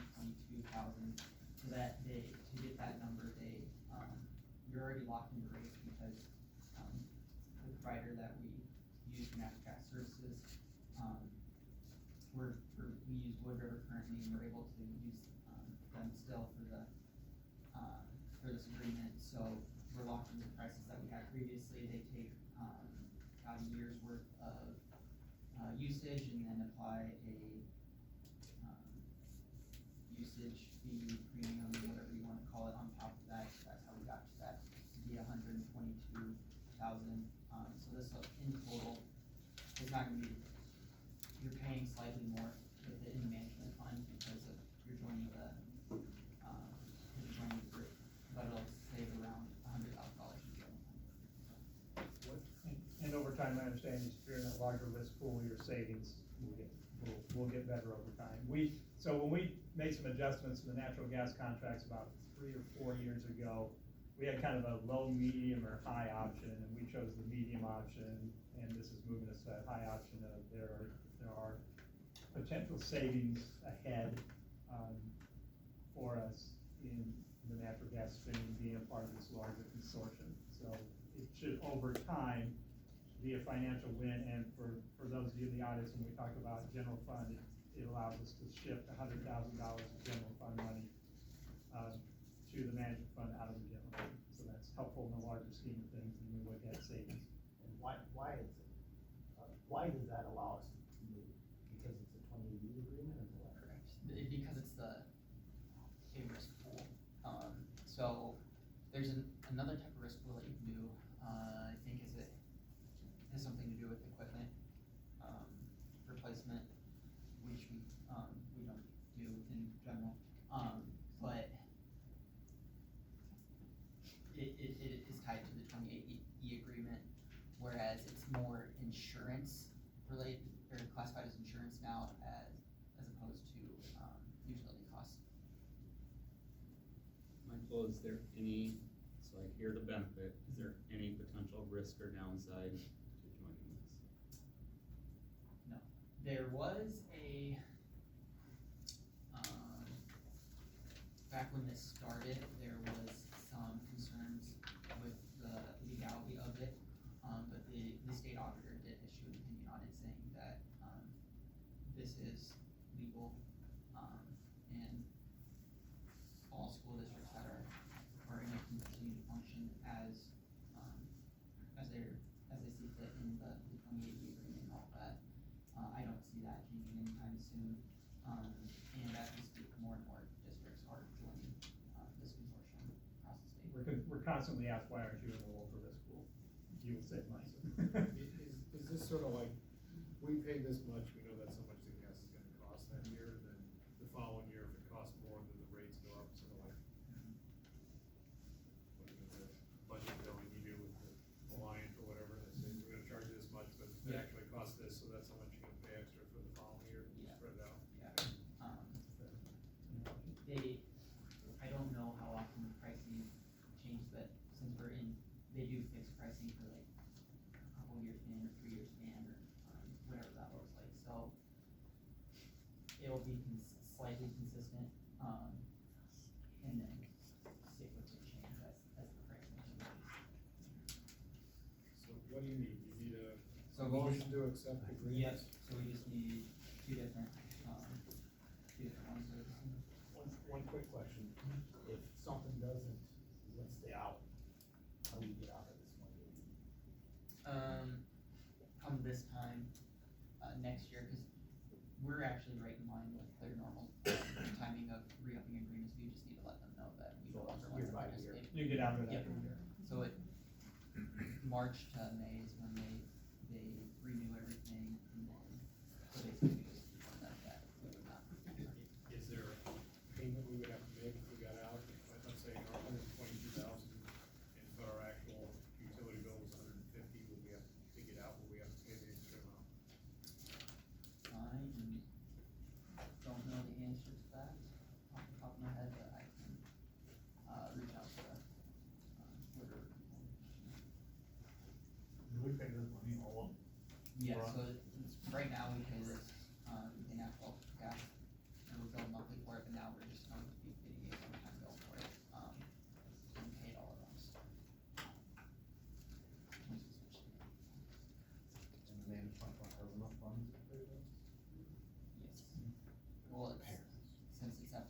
2025, we will be budgeting to, when we set our, management levy, it'll factor in this amount.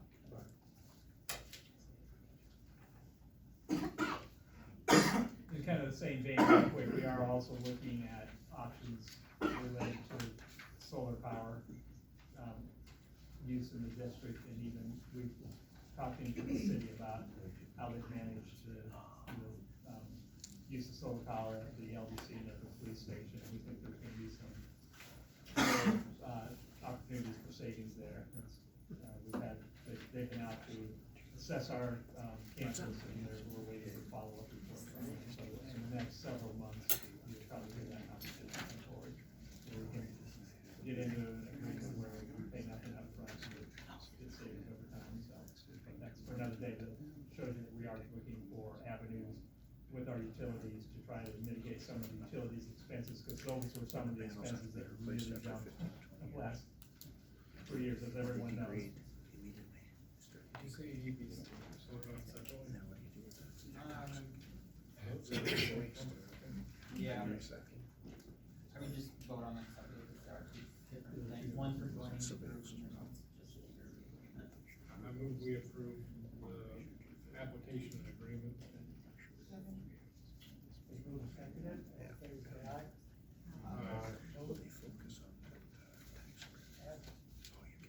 Move the fiscal year 2025 agreement. We vote to approve it. I'll second. Moved and seconded to, approve the fiscal year 2025 LGRP agreement. All in favor, say aye. Aye. Opposed? Okay, that is passed.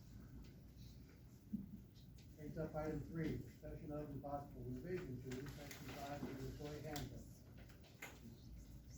So just gives a little bit of education here before we enter into the conversation.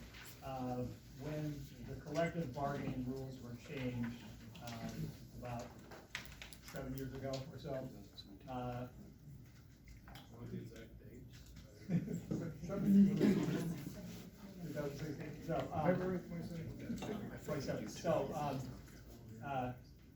language that had previously been in the master contract for certified staff was pulled, and anything that was no longer considered a negotiable item was pulled and put into an employee handbook. So, in conversations with the MVEA, the desire at the time was to remove any of the language that had to be removed from the master contract. The request was that that language verbatim be moved into the employee handbook. So the employee handbook is for certified staff, but then with a labor management committee subcommittee on staffing issues, we developed a non-certified staff employee handbook too, which is just a mirror image of the employee handbook for certified staff. So in those documents, in section 5 of the document, you have the statement, each employee will receive $500 per month per FTE that may be applied toward the cost of health insurance coverage offered by the district or taken by the employee as cash. So the conversation that's going to take place now is the board's conversation around the cash benefit that currently all full-time staff receive.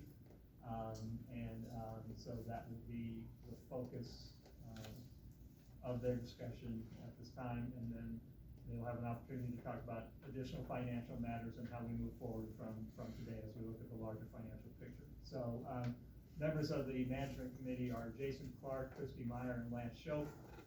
They've had several meetings on their own. They've had several meetings with Michael and I and talked about options that we see existing, and we talked about the cash benefit. In all of our insurance conversations over time with various insurance brokers, the topic of the cash benefit has come up in all those, and talking about the challenges that go with how we currently do things with cash benefit. You heard a reference earlier during the presentation of Larry Siegel, a question posed regarding Affordable Care Act fines. So we are subject to fines through the Affordable Care Act because we've been deemed as not offering affordable health insurance to our employees. So we received a fine of $27,000 for fiscal year 2021 here about a month ago. It's a long convoluted, we're not going to get into it, how you figure out that we're subject to fines, but that is one of the challenges of the cash benefit is we could be subject to these fines if we are deemed as not offering affordable health care to our people over time. So that's kind of some of the context for this. So I'll turn it over to the management committee that has, through our conversations, developed some talking points and possible recommendations for the board's consideration.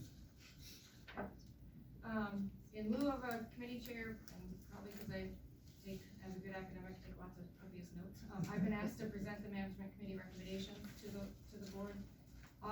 Although it's been a rather busy, stressful wrestling with these challenging decisions, the committee would like to express gratitude to the district employees, board members, and community members for all the thoughtful feedback and engagement of the process. I often say Mount Vernon shows up to be engaged, and we continue to do that. We do not like having to make some of the decisions we have before us, but greatly appreciate the support by such an engaged and caring community. Please believe me when I say we've spent many, many hours in very thoughtful discussions and research to come to the recommendations we have today. These will be followed by even more time and consideration over the next month regarding additional recommendations. I'll read our recommendations and then some of our primary rationale, and then ask fellow committee members to clarify as needed. I think we'll sort of break them up so we have time to maybe discuss. So you'll make a recommendation and the board can discuss, recommendation, discuss, recommendation.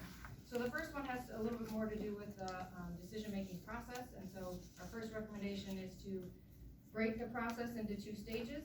So the first stage would be decisions on addressing the healthcare benefit, and we recommend that we vote on that today. The second stage would be a decision on the cost-cutting measures in light of current and future budget shortfalls and possible staff compensation measures to help reduce the financial impact based on our vote for the recommendation related to the cash benefit option. We recommend that the board vote during the April meeting on those issues. Some of the rationale for breaking this up, that deciding on the health insurance benefit tonight allows employees to better understand and plan for personal decisions prior to open enrollment, which will run from March 28th until April 15th. Decisions in April for the stage 2 pushing those decisions or giving more time will allow the board to better understand financial implications of this benefit change on the district financial situation before making additional recommendations. I want to be clear that our committee feels that removing the cash benefit, if that is what is decided on, is not a cost-cutting measure, although it will have financial impact on our budget. And then final rationale here, having two stages also allows the board and administrators additional time to appropriately identify best solutions for addressing budget concerns and possible staff compensation measures to help mitigate the impact if the cash benefit is eliminated. That's sort of our first recommendation, is to separate that. Any thoughts, discussion, not with the vote on anything? I do not agree with parts of the stage 2. So I would voice that I believe it's important that if we do change the insurance tonight, which I believe we will, that we also talk about and ensure for our employees some of the mitigating factors that we're going to try to make up for some of that financial loss. The reason why I believe that is because I think that, because I like math, and I believe that presents a clearer picture for the district when we come back in April for what our actual financial situation is. So, as an example, if we're going to change pay rates, if we're going to provide some type of bonus system or something like that, I think if we wait until we know the exact insurance numbers or other things, that we enter into the danger of it looking like we're determining that amount based off of not what's best for the employee, but what's left over. And I I'm not making these accusations against any of us, and this has been difficult on all of us. Those are just my thoughts on how I feel we owe it to our employees, for them to know that if we're changing your insurance, you're also gonna get this back, because it gives them a clearer picture on their family and their financial situation, and whether or not these things work for them. I think the secondary part that we'll have to look at is, because I totally agree with the statement that the insurance overall in time will cost us more money than less. So that would be the one part that I am in disagreement with the committee's recommendation. And I know that it's later on the agenda that we could possibly talk about. Yeah, so the door is open in item number 4 to start those conversations. I don't know if now is the time to do it or to wait, but I will just add to that.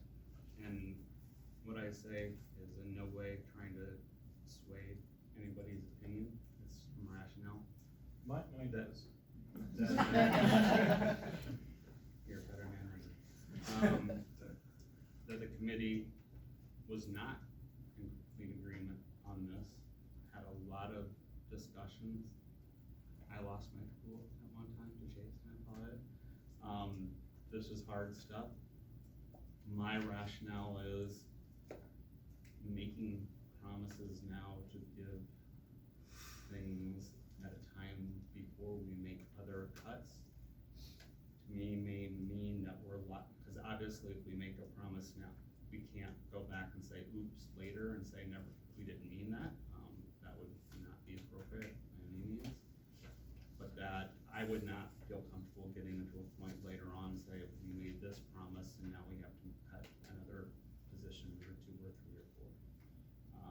To me, it feels just the opposite. We are locking ourselves into, he said this, and we still have the elephant in the room of the budget cuts, because again, as we all agree, the insurance issue is not a cost savings measure. It is what was alluded to earlier, and after looking at this for a long time, it's just the right thing to do. It's also the thing, we're out a step versus other districts, and it's not just here and now, but it's in the future when we're trying to bring people in to be competitive with other districts, but we'll get into that discussion more. But that's where, again, since that topic doesn't address the core issue we're here, and it was just spoke about by Larry, that we need to make cuts. I feel we're just adding a deeper cuts that we have to make if we make a promise right now. The one thing the management committee all agreed on, we want to give something back. We want to give something back. There was just a discomfort among some in making that promise now and a stake in the ground without knowing how deep we have to cut in other areas.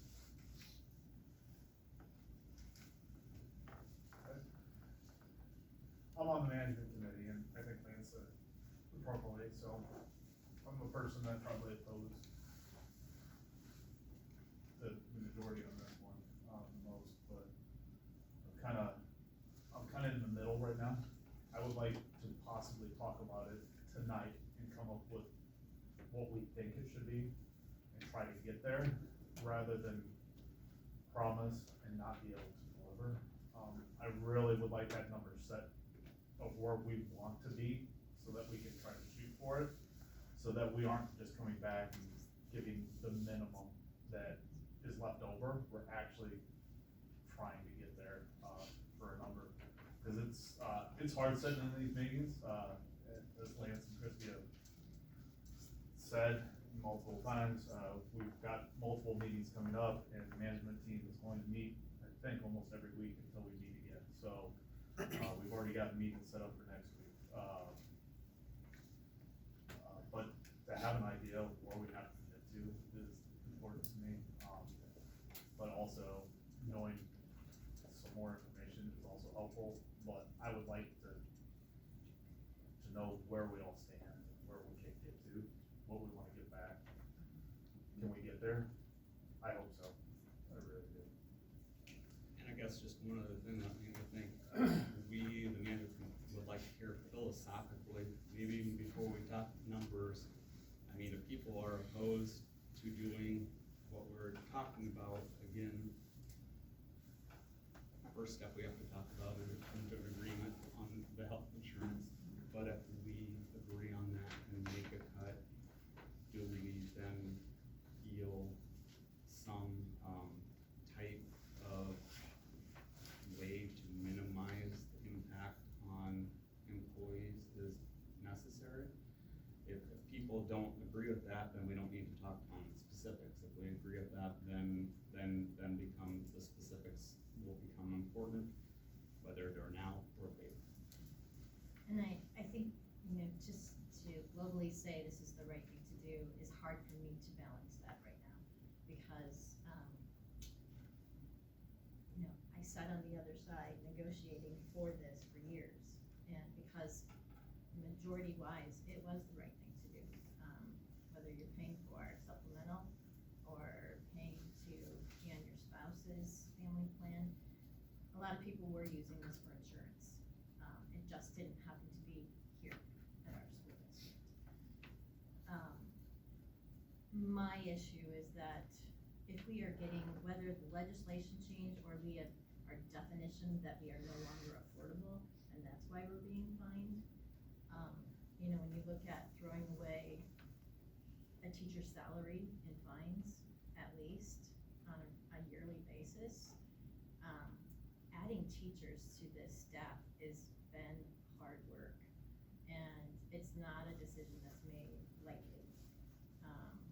And so considering throwing away that kind of money every year, we've never had that luxury. And so to say that I agree it's the right thing to do, I can't say that. But I can't say that it's sustainable what we're doing because of this, because of the fact that we are no longer in compliance. And yeah, as far as trying to figure out how do we backfill teachers, if we weren't looking at this financial situation, it would be such an easier conversation. But I do feel that it's something that we're going to have, I feel like we need to start it this year. We're not gonna even come close to filling in that hole in a year, 2 years. It's gonna take a long time.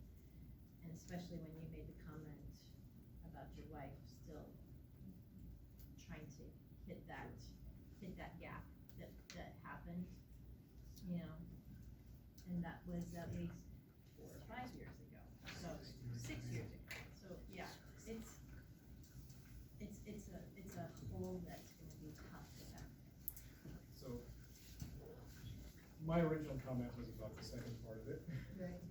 And, well, I wanted, you asked about philosophy, so I figured, why not? Say, my original thoughts in philosophy was that I would probably be okay with stepping the insurance down, but I do not believe that that is an option for us.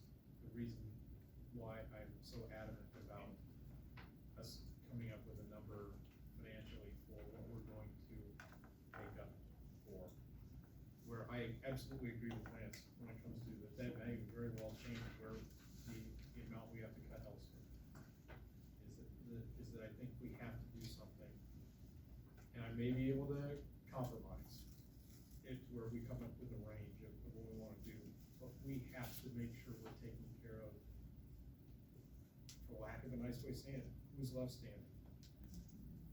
If we have to make cuts and the person or a different, somebody isn't gonna be here, we have to make sure the people who are still here Want to be here. want to be here, and have seen that we are trying to, we can't financially make them whole for where they're at. We're going to make them whole with benefits, but that doesn't pay your car payment, your house payment. So we have, and I feel it's only fair to do that part of it now. And that's philosophically where I'm.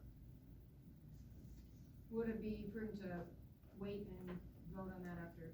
Yeah, vote that's the 4. recommendation too? Right, Yeah. that's the part 4. Should I go to recommendation 2? And we can circle back around? Okay. So our second recommendation, is to vote today on whether to revise section 5 of the employee handbook and non-certified employee handbook and related admin health benefit. The recommended change is to the manner in which the health insurance benefit is being offered to the district by removing the cash benefit option.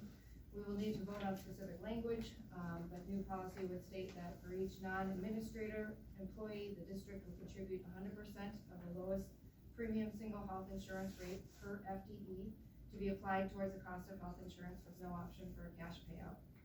And then for, second part would be that for each administrator employee, the district would contribute 100% of the lowest premium family health insurance rate to be applied towards the cost of health, dental, vision insurance with no option for cash payout. We have a list of rationale, so I'll go through those. If there's no change in the way that we are offering this benefit, we'll be out of compliance with the Affordable Care Act. We've talked about that. Being out of compliance, we will continue to see non-compliance fines of unknown and increasing amounts. We have reasonable expectations that these fines will be greater than the $37,000 we received for the 2021 year, with probable estimates that they could be above $100,000 or more. If we don't remove the cash payout option, it makes our insurance rates unaffordable and with poor coverage options. By making this recommended change, it'll open up, we think will open up more options to more affordable rates and better plans, including possibilities for things like joining consortiums, etc. The committee feels it's important to address the insurance-related issues now rather than continuing to push them into the future years, which has been done for many, many years. Additional rationale, nearly all districts in the state offer healthcare benefits in this way. Some rationale as to why the committee is recommending the district contribution of 100% towards the premiums for single health insurance versus a lower percentage. This is competitive with other districts. Our research shows that 95% of other districts in Iowa offer that 100%. We feel it's better to go with a percentage contribution rather than a dollar value, so that if the rates change, the contribution from the district will still cover the full premium. The current district contribution is 168 below our current rates, so this recommendation will actually be a higher insurance contribution than what the district currently offers. Some rationale as to why administration is recommended that they receive the full family dental vision. Basically, the same rationale that it's to remain competitive with the other districts. Our research showed all the districts that we could see offer family coverage to the admin. This is the current market value for the administration level. And then the same rationale for why going with a percentage rather than a dollar value. And then some rationale for the tiered change, which is sort of what we started talking about a little bit, that within a certain employment class, we have to keep the amount offered the same for those taking insurance and those opting not to. And so if we allow a cash benefit to then decrease to that $250 for employees not applying it towards insurance, we can only offer that $250 towards those on district insurance. Otherwise, it would be considered a disparate benefit. Also, although removing the cash benefit, again, is not considered a cost-cutting measure, we know it will have financial impact on the budget, and so the tiering of the change will only make the solvency issues worse. In addition, a tiered approach would lengthen the time until we can begin working toward better insurance rates and plans. And then finally, rolling this out in a tiered plan, we know will lead to continued non-compliance and fines. There's a lot of rationale. But. So one point of clarity briefly, and this will become more obvious starting tomorrow with the insurance open enrollment period starting. So currently, the benefit that you receive of $500 per month, the lowest premium for a single policy per month for next year is $668. So the proposal is that anyone who goes on to our insurance will receive that $668 toward the insurance. So if you choose the high deductible, the $5,000 high deductible single plan, you would pay nothing for insurance. You would get $668. Other policies cost more. You will get a handout tomorrow that'll break down if you take family coverage of our 750 or our 2,000 policies, here's what that rate is per month, minus your 668, and gives you what you would pay per month for that insurance. So you'll get all that information tomorrow with insurance, but basically what they're saying is that the benefit now would be toward the health insurance only, and that amount, when you hear 100% of the lowest premium single insurance rate, is $668 per month. I will just add too, because there has been a lot of talk and speculation on, we're trying to hit a certain number. We hope too many people don't enroll because it's gonna cost more. It will cost more. We want people to enroll. We feel health insurance should be a given. I don't see how you can be an effective teacher or employee if you're worrying about if you're sick, or if you're worrying a family member's sick, but you don't want to use your insurance because you have a high deductible. So we want that, and it will be our job to figure out, and that's why it leads to the next discussion that will have financial implications that we have to figure out in the bigger picture.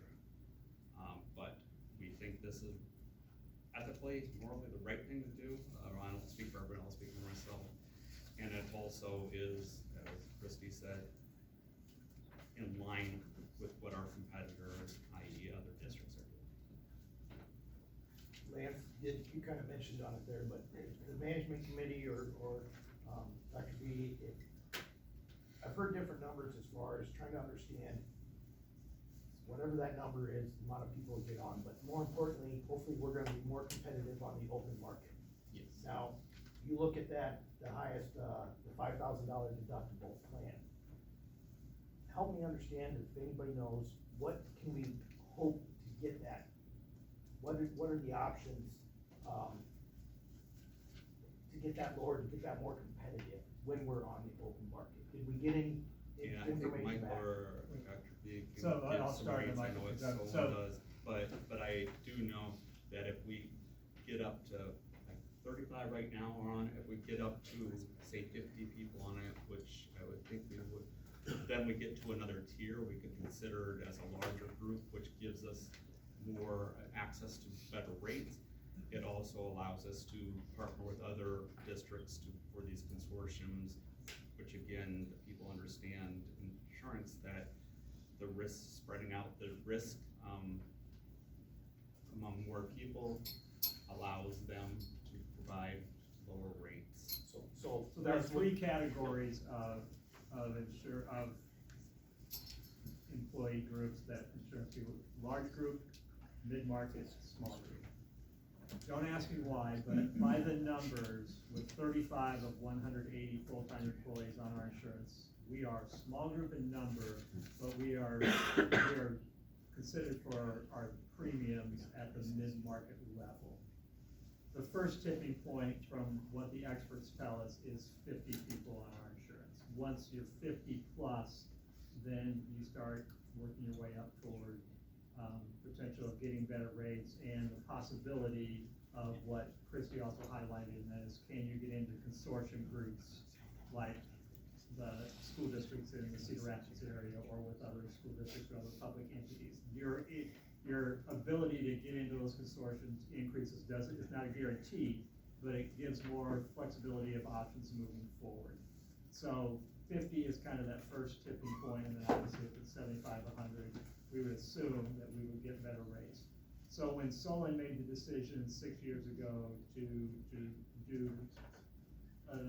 basically change how they did their benefits and eliminate any option related to taking cash, they're now at the point where I do believe where we offer 3 policies, they offer 5, and I do believe 2 of those 5 are below the monthly amount that employees get. So I'm just arbitrarily, if that number is 700, they've got 2 policies, like 500 or whatever, and then the employee has a couple of policies that they're not going to pay full freight for, and then that gives them money to put toward possibly other benefits that are offered in a cafeteria style by the district. So like, you could increase your insurance, you could do something with vision, you could do something with long long-term disability, et cetera. So your options get bigger as the,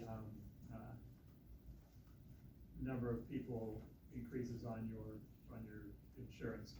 I'll go back to what I said in a little bit of a spin-off of what Lance says. This is what I said in a memo to the staff last Friday regarding insurance. This is a point now where we're not in the business of giving insurance or financial advice. But they should talk to their own insurance people and their own financial people and say, what is the best path forward for them? If it's getting on our insurance one way or another, that's great. We're ready to do that. If it's stay status quo is what you're doing now, and that's what's best for your family, then go for it. But again, we're not going to get into the business of advice there, but the commitment to paying 100% for that lowest premium rate is a good start. So, did I miss anything? And then to your question on what rates would look like at this point in time, we wouldn't know that, just because anything, so if we went to a different, administrator, they're going to use our prior year numbers, so they're all gonna be very similar to what we're looking at now. So they won't change, our rates won't change until, our enrollment increases and we get those, we hit the large group, classification, and then at that point, it would be, prudent to shop around just to see what other groups are offering, and maybe Acton still is offering the best.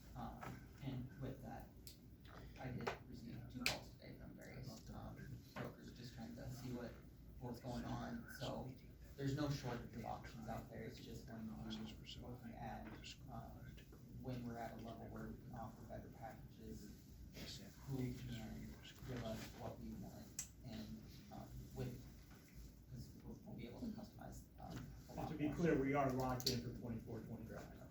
Those numbers were baked in months ago, so we can't impact the rates for next year. But 668 again represents the premium for a $5,000 high deductible plan for our people. But if I understood you correctly, Greg, you said in the Solon case study, they're paying essentially a mid-range, and those individuals are able to use those additional dollars for something else. Yes. It could also look like potentially a better deductible, a lower deductible. We're out there on the open market, which is gonna help everybody that is taking. Yeah, their choices are more robust than ours, including options that are less than the amount that they are given monthly toward benefits. And so if that does drop from, just using numbers, the 680 this year, say it dropped to $600, there's nothing saying that all that's, every year the board will be able to decide what rate we're gonna pay at, correct? Correct. We can vote every week and change that. Correct. Yeah, so basically you're talking about, we read it earlier, what you're talking about is changing the language to the employee handbook. Yeah. Unlike the master contract. So the master contract that we're in right now with our certified staff is a 3-year agreement.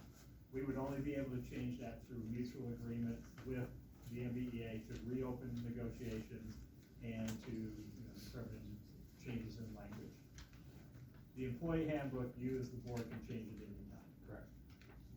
The case benefit stipend, that's included in the employee handbook. But if we're on more competitive insurance, and correct me if I'm wrong, somebody, but it does drop that $80, that's a decision we can make at that time. That's not gonna be just savings to the district. Savings to our people. It's gonna be savings to our people, because hopefully they're gonna be able to use that $80 towards something else. So I just wanna make that point clear, that getting more people on, lowering the premium, to your point, Jeremy, doesn't mean it's gonna save us more money. It could cost more money, which is fine, that's, we have to offer affordable healthcare. Yeah, this is more to point 4, waiting for this conversation to take place. identified possible savings at many different levels, starting with non-staff savings. Savings I think we should do no matter what, that does not impact any person in the district. So we'll jump into that conversation as soon as we get through tonight. I will discuss those options again with the administrative team tomorrow, for their feedback and see if my thinking aligns with theirs, and then whether I give that to the entire board or just the management committee here in the next several days, we'll get that communication and that conversation rolling quickly. So, I mean, we have ideas on paper of savings and, efficiencies that can help us address the bigger financial picture. Well, our task tonight, I guess, if I understand it, is to change the wording in the handbook. That would eliminate the $500 stipend. It would change how the stipend is utilized and would take away the option to take it as cash. It would point toward the, health insurance. So I was gonna have one point of clarification for management committee members. Michael and I had this conversation, earlier today, because I had given you some possible options for language to change for the change in the handbooks. And I do want to say too, I think when people use the word teacher, they're talking about the entire staff and not just teachers. My question around the language, I've got too much paper here, was whether or not we should say that that goes toward the premium single health insurance rate, or that may be applied toward the cost of health insurance. Should it be toward the cost of health insurance or the cost of benefits? How about the term lowest? Because that goes back to my question before.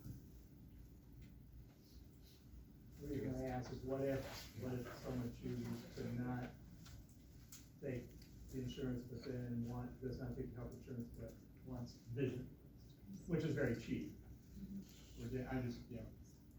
We could still make it just about health insurance, which is fine. I just wanted to throw that out there as something. Is vision this year, would that be an option this year or not? And I guess where I'm going, if those things aren't, I'm hoping those are things as we do more, can offer more options and do more of. I mean, people right now can choose dental and vision options in addition to the health insurance. They can also choose additional life insurance options. We have like an Aflac.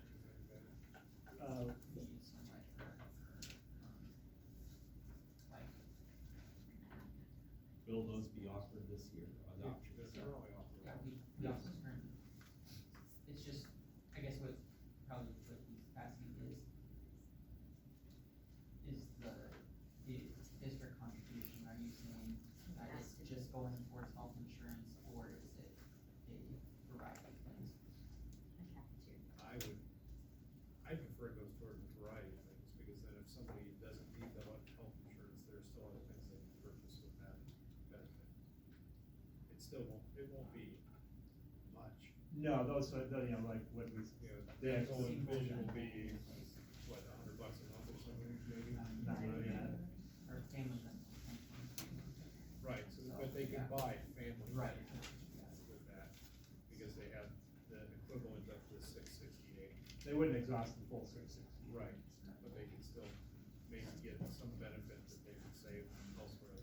That won't get us in trouble back to the fines, will it? No. Because the fines are just based off of what we offer, so as long as it's offered, Okay. it doesn't matter if they pay or don't. They'd have to reach 9% of their family income. That the 668 was more than that, so probably not. It'd be difficult for that math to work. You'd have to have about 15 kids. The employer, or the shared cost should be $0 out of pocket, if that was the case. It's only the employee, it's the only employee. It's not the family.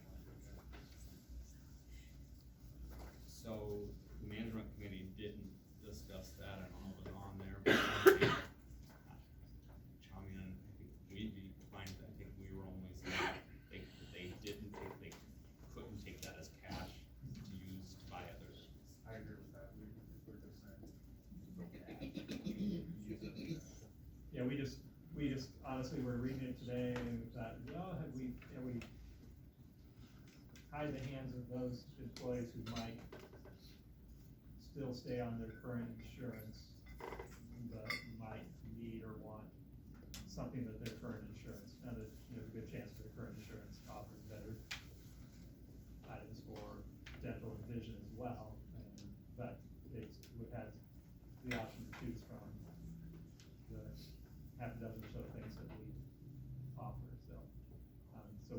So it'd be a matter of, the language around, would it change something like, each employee will receive 100% of the lowest premium single health insurance rate per FTE that may be applied toward the purchase of benefits offered by the district.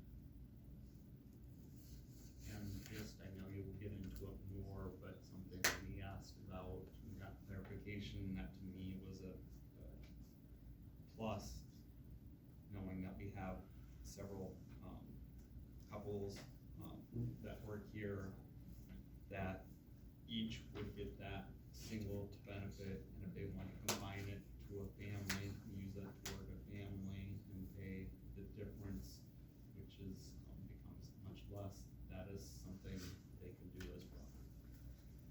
That's my phone.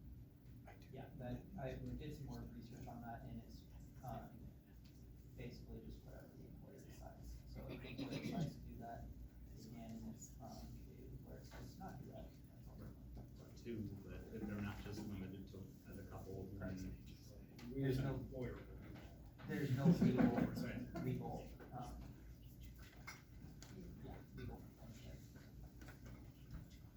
A couple of your different, languages here. Help me understand, a couple of them have received 100% and some of them have received the full amount of the lowest premium. What's the reason? It's a different pay. We were just giving options, so in a couple of the options, we actually named the amount, $668. I don't think we wanna name the amount, because otherwise we are having to change that. Yes. That's the philosophy every year, that we give the full amount, whatever that is, and hopefully that amount will go down with the action. And so can I go back to where it says the lowest premium simply? That word lowest, we're not gonna change stuff every year and let you. Well, I think it might, so there are different deductible rates and tiers, so it is, that I think is what it was referring to. Okay. If at some day financial situation allowed you to go to paying for the highest rate, you could do that. And that's the beauty of, you could change this language at any time. I think the language that the options that we provided you, pretty much address the here and now. And I think, probably will stand up for several years, but can be revisited at any time. If circumstances change significantly. I can see where that'd be confusing, but that was the rationale. It's not the lowest price, but it's the, of these deductibles, it's the lowest to do. So the majority of places I've seen, they list the dollar amount. I think we're fine with not listing it now, but I'd want us to go back and seek legal counsel to see if there's a reason why. Because I do think a lot of school districts around the state put the dollar amount that they'll pay, and that might be because they can purchase other things. Yeah. And also, sometimes, I'll use Solon as an example, they now have 5 plans, and some of those plans cost less than that premium, but I don't know if that always was the case. Right, and they pay a certain level. I think it's fine to do the language any way we want to right now, but we may wanna come back in a couple months and change it to a dollar amount if our legal counsel says that's the preferred way to do it. It doesn't change what we're offering. No. But it may be, there may be a reason why. I could see that for that reason, if you're offering these other things, if it's, you don't have a specific number, it's hard to decide, well, how much do I have? So I think it does, to your point, it doesn't change what we're attempting to do. However, it works from a practicality standpoint for Michael and the staff. So I tweaked that fourth option to where it now says what I just read. Each employee will receive 100% of the lowest premium single health insurance rate per FTE that may be applied toward the purchase of benefits offered by the.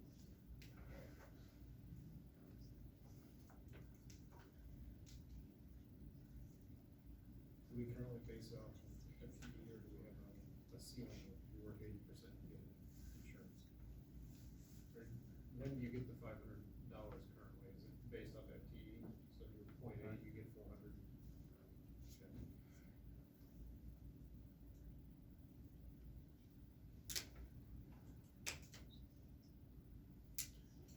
Okay, with that type of language, is there a motion? Jeremy, can you go on mute now? I should be able to. For the school? Yes. In case, perchance you wanted to make a motion. I'm not making this motion. Okay. You wanna hand your phone to somebody that wants to? You handed it I gave you the language. Don't let the phone change. I'll make a motion. I move that we, make the change to the employee handbook that each employee will receive 100% the lowest premium single health insurance rate per FTE that may be applied toward the purchase of benefits offered by the district. Is there a second? Second? Been moved and seconded. Further conversation? Point of clarification, I'm not sure, I lost track, but this is for, what we're voting on now is for non-administrators, correct?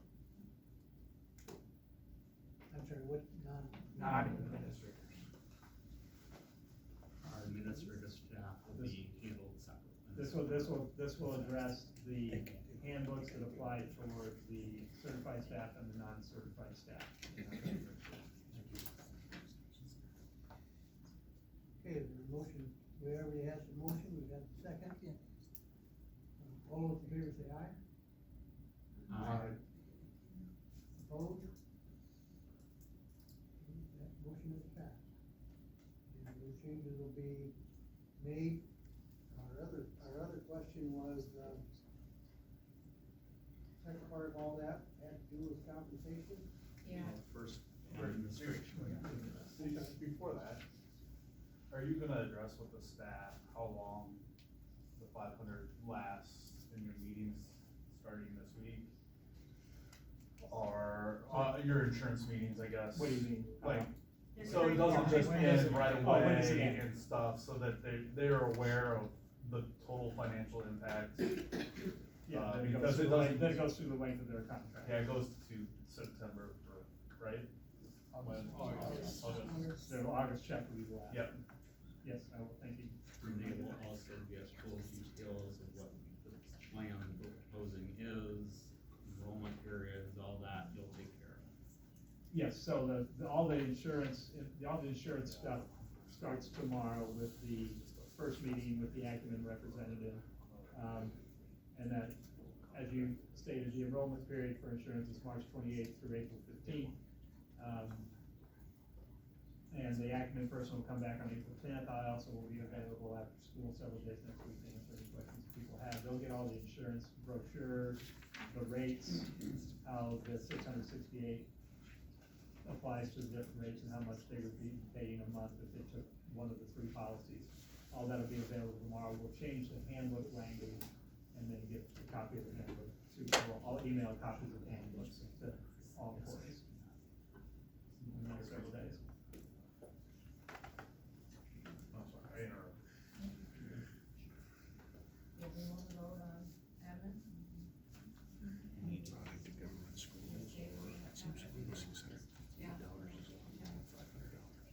So, for each administrator employee, the district will contribute 100% of the lowest premium family health, dental, vision rate to be applied towards the cost of health, dental, vision insurance with no option for cash payout. Or something that's, probably want to make similar to the language. What we just talked about,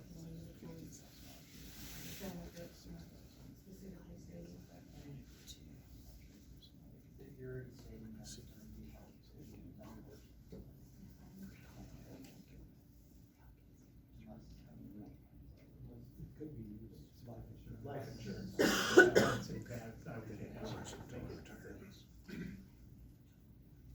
Okay, next one's gonna be the same motion. Applies to your district. Now, we do have one contract already signed for next year. For one of our administrators. That contract, Reality campuses. And we're dealing with under the administration. The contract expires on the end of August. There's a June 30. Yeah. And how many contracts is there? 4, 5, 6.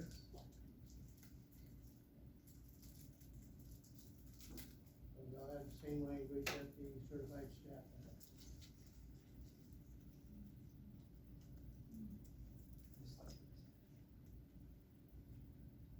The different, full family. Okay, the full family rather than.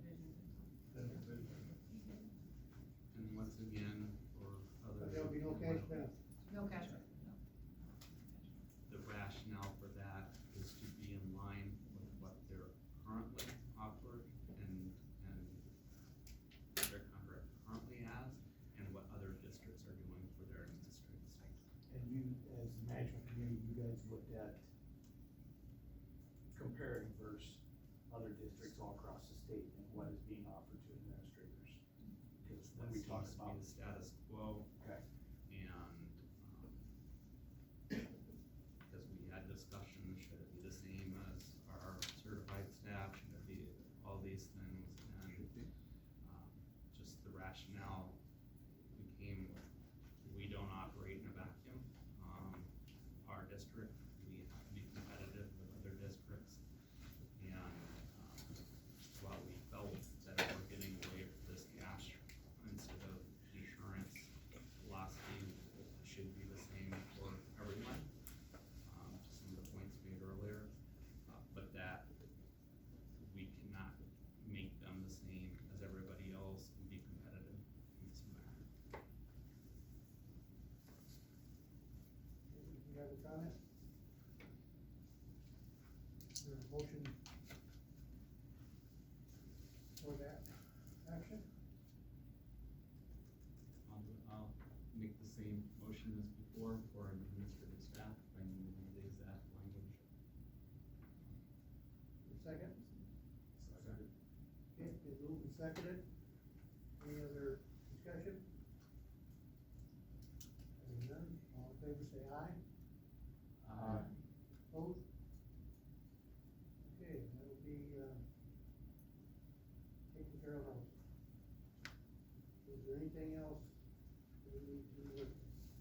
So our third recommendation is to vote, this we can talk about, vote during the April meeting on cost cutting measures in light of the current and future budget shortfalls, and then possible staff compensation measures to help reduce the financial impact of our recommendation to eliminate the cash benefit option in lieu of health insurance.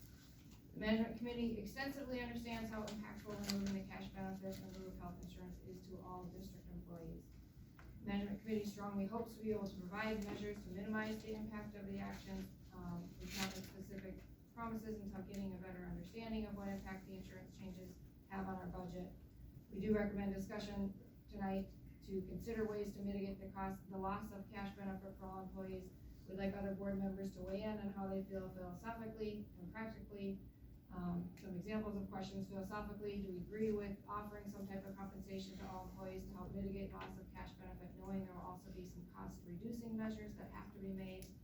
Practically, do we have solutions for how to do this, or recommendations, and even specifically towards our different groups, admin, certified teachers, hourly staff, and then also if there is a type of compensation offered, is this a one-time versus repeating, etc.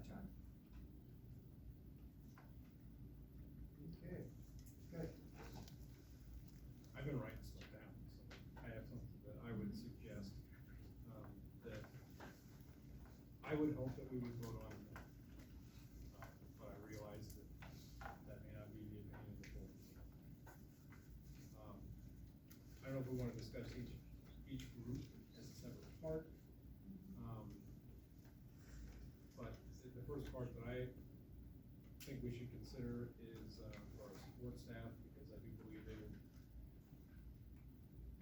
I hate to say it this way, but they will be most impacted, where everyone's gonna be impacted, but they will be most impacted by the loss of take-home salary. So I'm going to suggest, because I believe we can use the special ed deficit, which is an ugly taxation process of its own, that we give all support staff a $2 an hour raise. That is close to the equivalent of us stepping the money down from 500 to 250.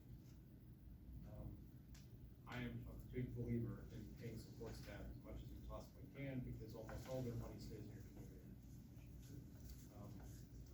And I think it's the right thing to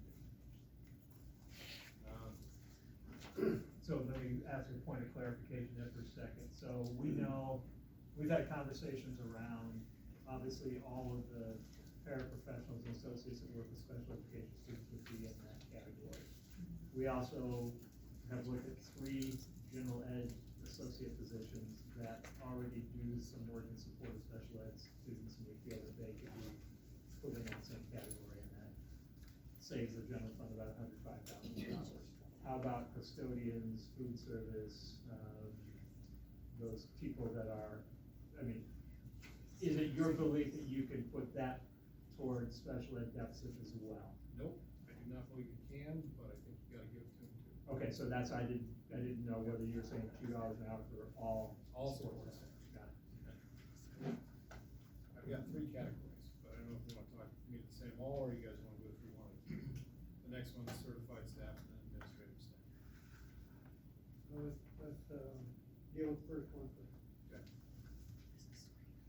We know we can, are we covering with our, special ed budget there, are we covering half the number, or are we covering? I bet we're covering the majority. 33 and 20. 35 or so.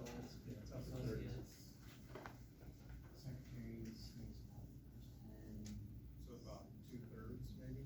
Easily 2/3, since custodian as well.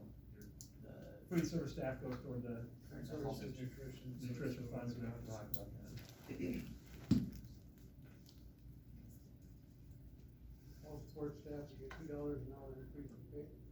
What is our starting, what is our wage right now? So starting wage for, and is that for 3 years? So $16.95 an hour for 3 years, but then it's $18.84. That's what the number I was looking for, an hour. I understand that discussion too, but it doesn't matter, because they see it as we saw some of them, losing $6,000. And that's a whole hell of a lot of money when you make less than $30,000. That's just how I see it. So we're back, we're backfilling, approximately 2,500 Yep, it's about that. out of the. I figured 1,260 hours. So about 2,500. I will throw out another idea that was posed by someone who said, what if we gave support staff the option of working an 8-hour day as opposed to a 7-hour day? Would not be forced to, but if they wanted to, in order to close a gap, you could. I understand that as an option, but I look at it as I have to work harder to make more money. Right. Well, I can make more money working those extra 7 hours at Hardee's and make $15 an hour. And have the choice of when I want to do it. I don't want, I would not prefer that as an option. I think that's still a great option. If we have extra hours for them to work, let them work them. It could increase the presence of people before and after school with reference to overall school supervision and safety. I mean, if the hours are going to be useful, yes, that makes sense, but I guess you assume when people are working that they are here and they're productive, but not just like hanging out for an extra hour, because that would not, lead to, I think, that whole working mentality that you want to. Well, and some of our support staff are our support staff because when the kids are off, they're off. Exactly, yeah, it would not be a forced. Yeah, but then again, this is a recovery for all, it's not a recovery for those who can do that. Can I just say one thing? Sure. Is that okay? When I propose that to Greg, I also propose them, support staff working on the full days of no school, because one of the chief, concerns that we get from support staff is that we don't have time to train. We don't have time to train our support staff in the areas of working with the most significant learners. Because you can't make them stay till 6 o'clock, that's not realistic. Well, let They me come, clarify that can I I'm not finish? opposed to the extra hours. Right, can I finish? And so if they come at 8 o'clock and they show up, and then we tell them they have to leave by 3:30 and clock out within 8 minutes, that gives them no time to receive what they feel is adequate training to work with our most challenging children. By allowing them to work more, and I hear what you're saying is that, well, then let's do both. I mean, okay, I want everyone to make more money, teachers, secretaries, everyone, I think everyone should get a raise, I'm just gonna put that on the record. But it would allow us to say, we can now provide you with more adequate training to work with our most challenging students. And so that was why that's why I brought that up to Greg, because I would say as a special ed director, that is what I hear from our staff, is that both from teachers saying, I have these people in my room and it's so helpful, but like, they don't know what to do when the student does this or that. And I'll be honest, I give them online training, but that is not adequate for them when they have students who have all sorts of disabilities, and they're all specific to them. So even big box training that we bring in is not specific to those students. And so it was a kind of a win-win in the opportunity to give them more pay while also meeting a concern that they have had for years. And time has been our enemy in that sense. So that's where some of that came from, was to also allow them to feel better prepared to do their job. I totally understand. I taught special ed, and I would ask for those days all the time. I say win-win-win, do them all. If they need the training to help the kids, then do it. Or, I think about the fact how many, most support staff doesn't get to come in for those days ahead of time. And that would be huge, To meet with the special ed teachers. And Right, yeah, right. absolutely. Now, it would create a whole other layer of planning for whoever would do that training. Or just simply being able to talk to the classroom teachers that you have students. No, I think it would be beneficial. So point number wise, one more day, or one more hour per day at the 1884, the higher rate is $33.91 per year. And then they would have six additional full days that they don't currently get to work. So right now, there's 3 days at the beginning of the year and then 3 full days throughout the year, so 6 more 8-hour days. So another 48 hours on top of what they currently work, because they're not allowed to work on those days. What percentage, I don't know if this is crucial, but I'll ask you, what percentage of the pairs or associates would say, yeah, I'd be all for that? Do you have any idea? I think there are some benefits, again, to Mount Vernon. We allow their kids to stay at school with us, and so they don't have to find childcare. So that would be, a thing where they might not necessarily say, well, I can't stay because my kids are here, we offer kids club. So there would be some of those barriers that I kind of thought through, is that we do have some things in place to support them in that area. I think a lot of them, when we put the training piece with it, if they had any ability at all to do it, they would do it. Because I do think that's important to them, and I do think they ask for that repeatedly. But again, time is just because we can't get it done. What is? I think that's wonderful, but it also doesn't address the custodians and the clerical people who are not gonna be doing it. What is it,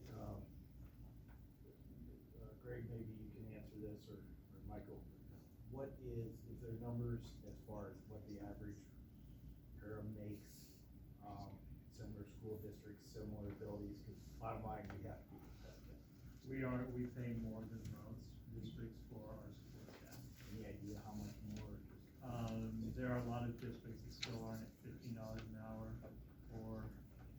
positions.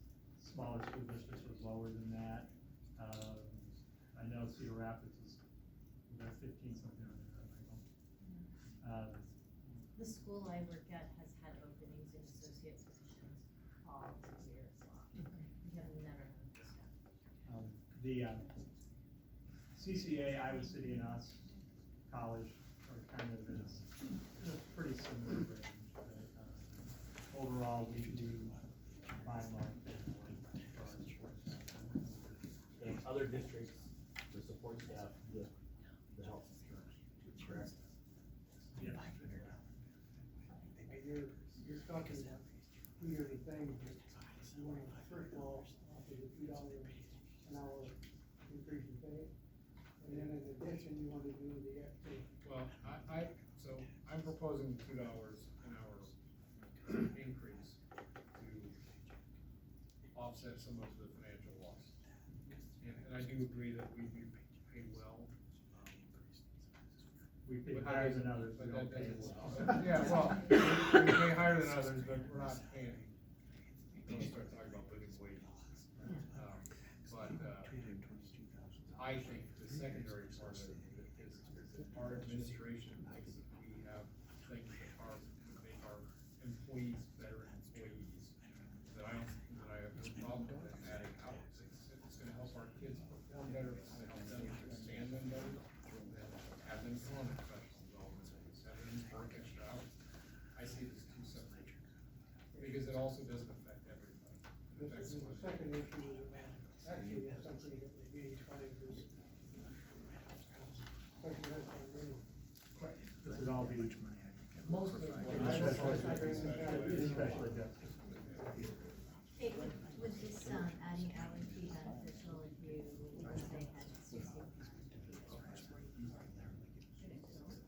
I think the other caveat too that you would have to put in there is that, like on those 6 work days, if you choose not to, you don't have to do something, you just get to do it. So even though we would maybe like write into their contract that they're able to do that, you're not penalized for not doing it. Because there may be people that say like, I don't need those extra days. I go to, Okoboji every 3 days right before school starts, and so I think that's okay, but I think anyone that has, yeah, I do.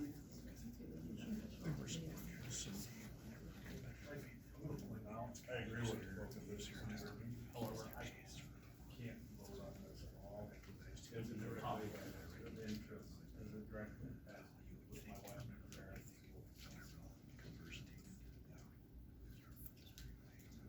That's why you're so quiet. Yeah. One time I get to be quiet, huh? Okay, so how do you want to proceed here? I guess I will also say, I agree with this suggestion. I am not prepared, in this kind of part of the recommendation, I am not prepared to make that decision today. I feel like I would prefer to have a little bit more research to really understand what does that really look like, what is that, to choose that number. And I know you have reasons to come to that number, but to try to choose, is that the best solution? Not because I don't want to, right? I absolutely trying to find what's the right solution. I'm not sure if I'm prepared to make that decision. Let me try to change your mind.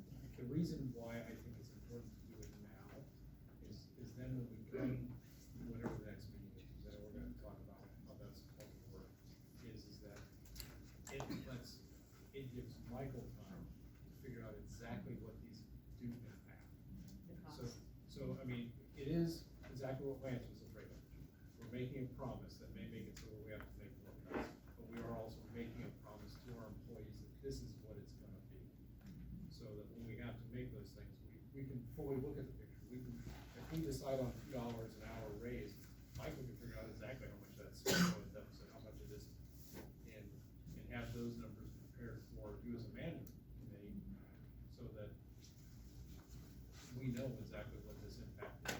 Whereas, I also think it gives a little bit more clarity to our staff. That's why I prefer we do it now. But again, one vote, we'll try to convince you, so.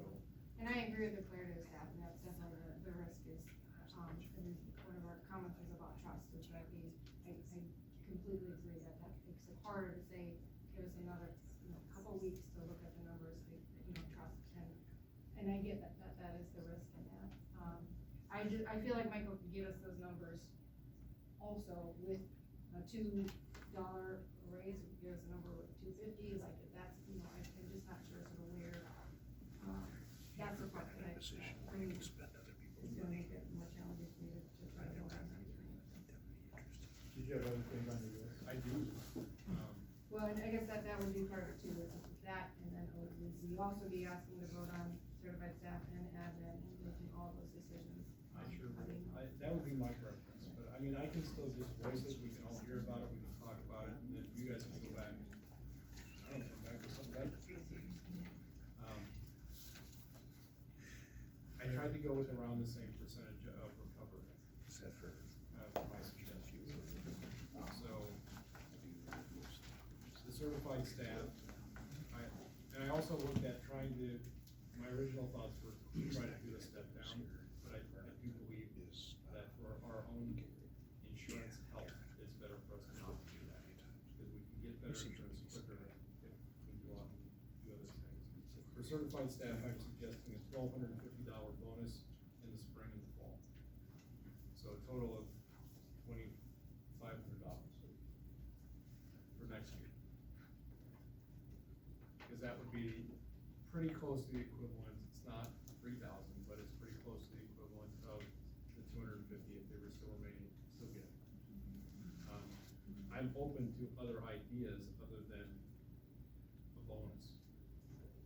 Because those cause all kinds of other taxing issues and all kinds of things that may not be great.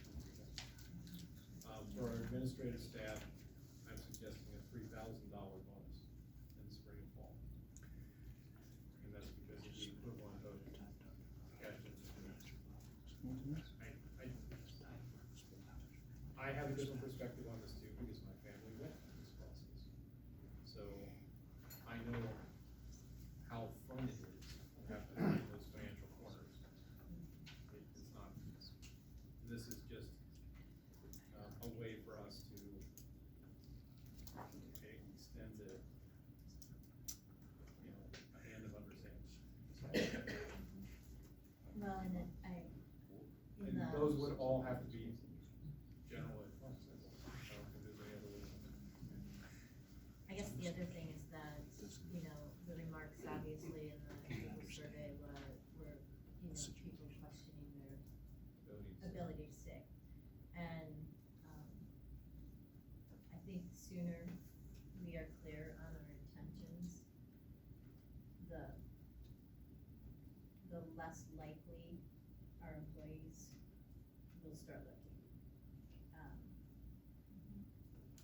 And, you know, I don't know when contracts are going to be offered. Let's talk about the other elephant in the room that we don't have a good idea on yet, and that is what's going to happen with the new, law around raising teacher pay. We hope, Jeremy and I have a conversation, we hope maybe we'll see some stuff on that in the next week and a half, but that's obviously gonna factor in too. We don't even know potentially how that money is going to be dispersed amongst all employees. So that obviously helps a little bit. I'm not expecting it to help exponentially, but we kinda need to know that number too before we can finalize any, And that's just compensation certified for it. staff.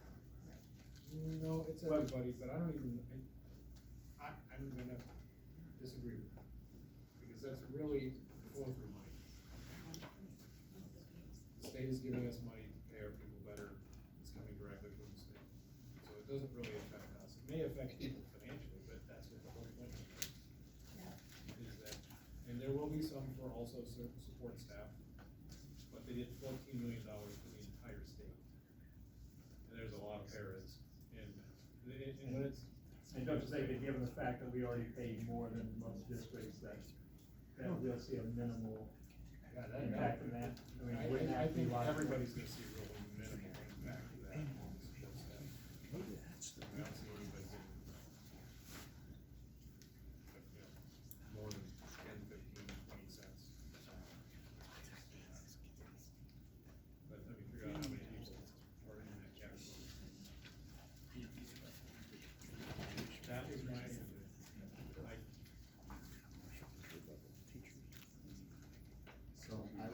response, thank you for giving specific, because, we talked about it, it's probably hard to make specifics. I'll just state, again, it's a little different angle, and not really trying to convince anybody, but to give my rationale so I don't look like I'm uncaring, although it's not my goal. But, I guess I look at it really differently in that the last 4 years, the governor report, every employee benefit that we've been asked, I've approved unanimously, because we know what is best for our people. Now, we're in, and where I hear most is, how did we not know this? We're in a place where we have to make cuts. And coming from the, I won't use the word real, but from the private sector, increasing expenses at a time when we need to decrease expenses makes no sense to me, no matter how much I want to do. I would love to give these, there's some of the numbers that we are lower than we were talking. I still don't think we can make these until we know where else we're gonna have to cut, and if we're gonna have to cut people, which impacts our students, which I, as everybody else does care a lot about. And so this just seems, I'm sorry, does not seem logical to me that we be talking about this at this point. It doesn't mean I don't care, don't want to, and that's again, wow, I supported every one of those, and every time, just so everybody knows, I or others on the board would ask, do we have the money to do this? So we want to do these things for our people. It's just a matter of also not, doing one thing that makes another thing worse, and that's what I'm concerned about. But I will add final thing, to me, if we're gonna offer one group, we have to do all three. You can't pick, people might feel different, but to me, while I'm against it, if you're gonna do one of those groups, you have to do all three of them for the rationales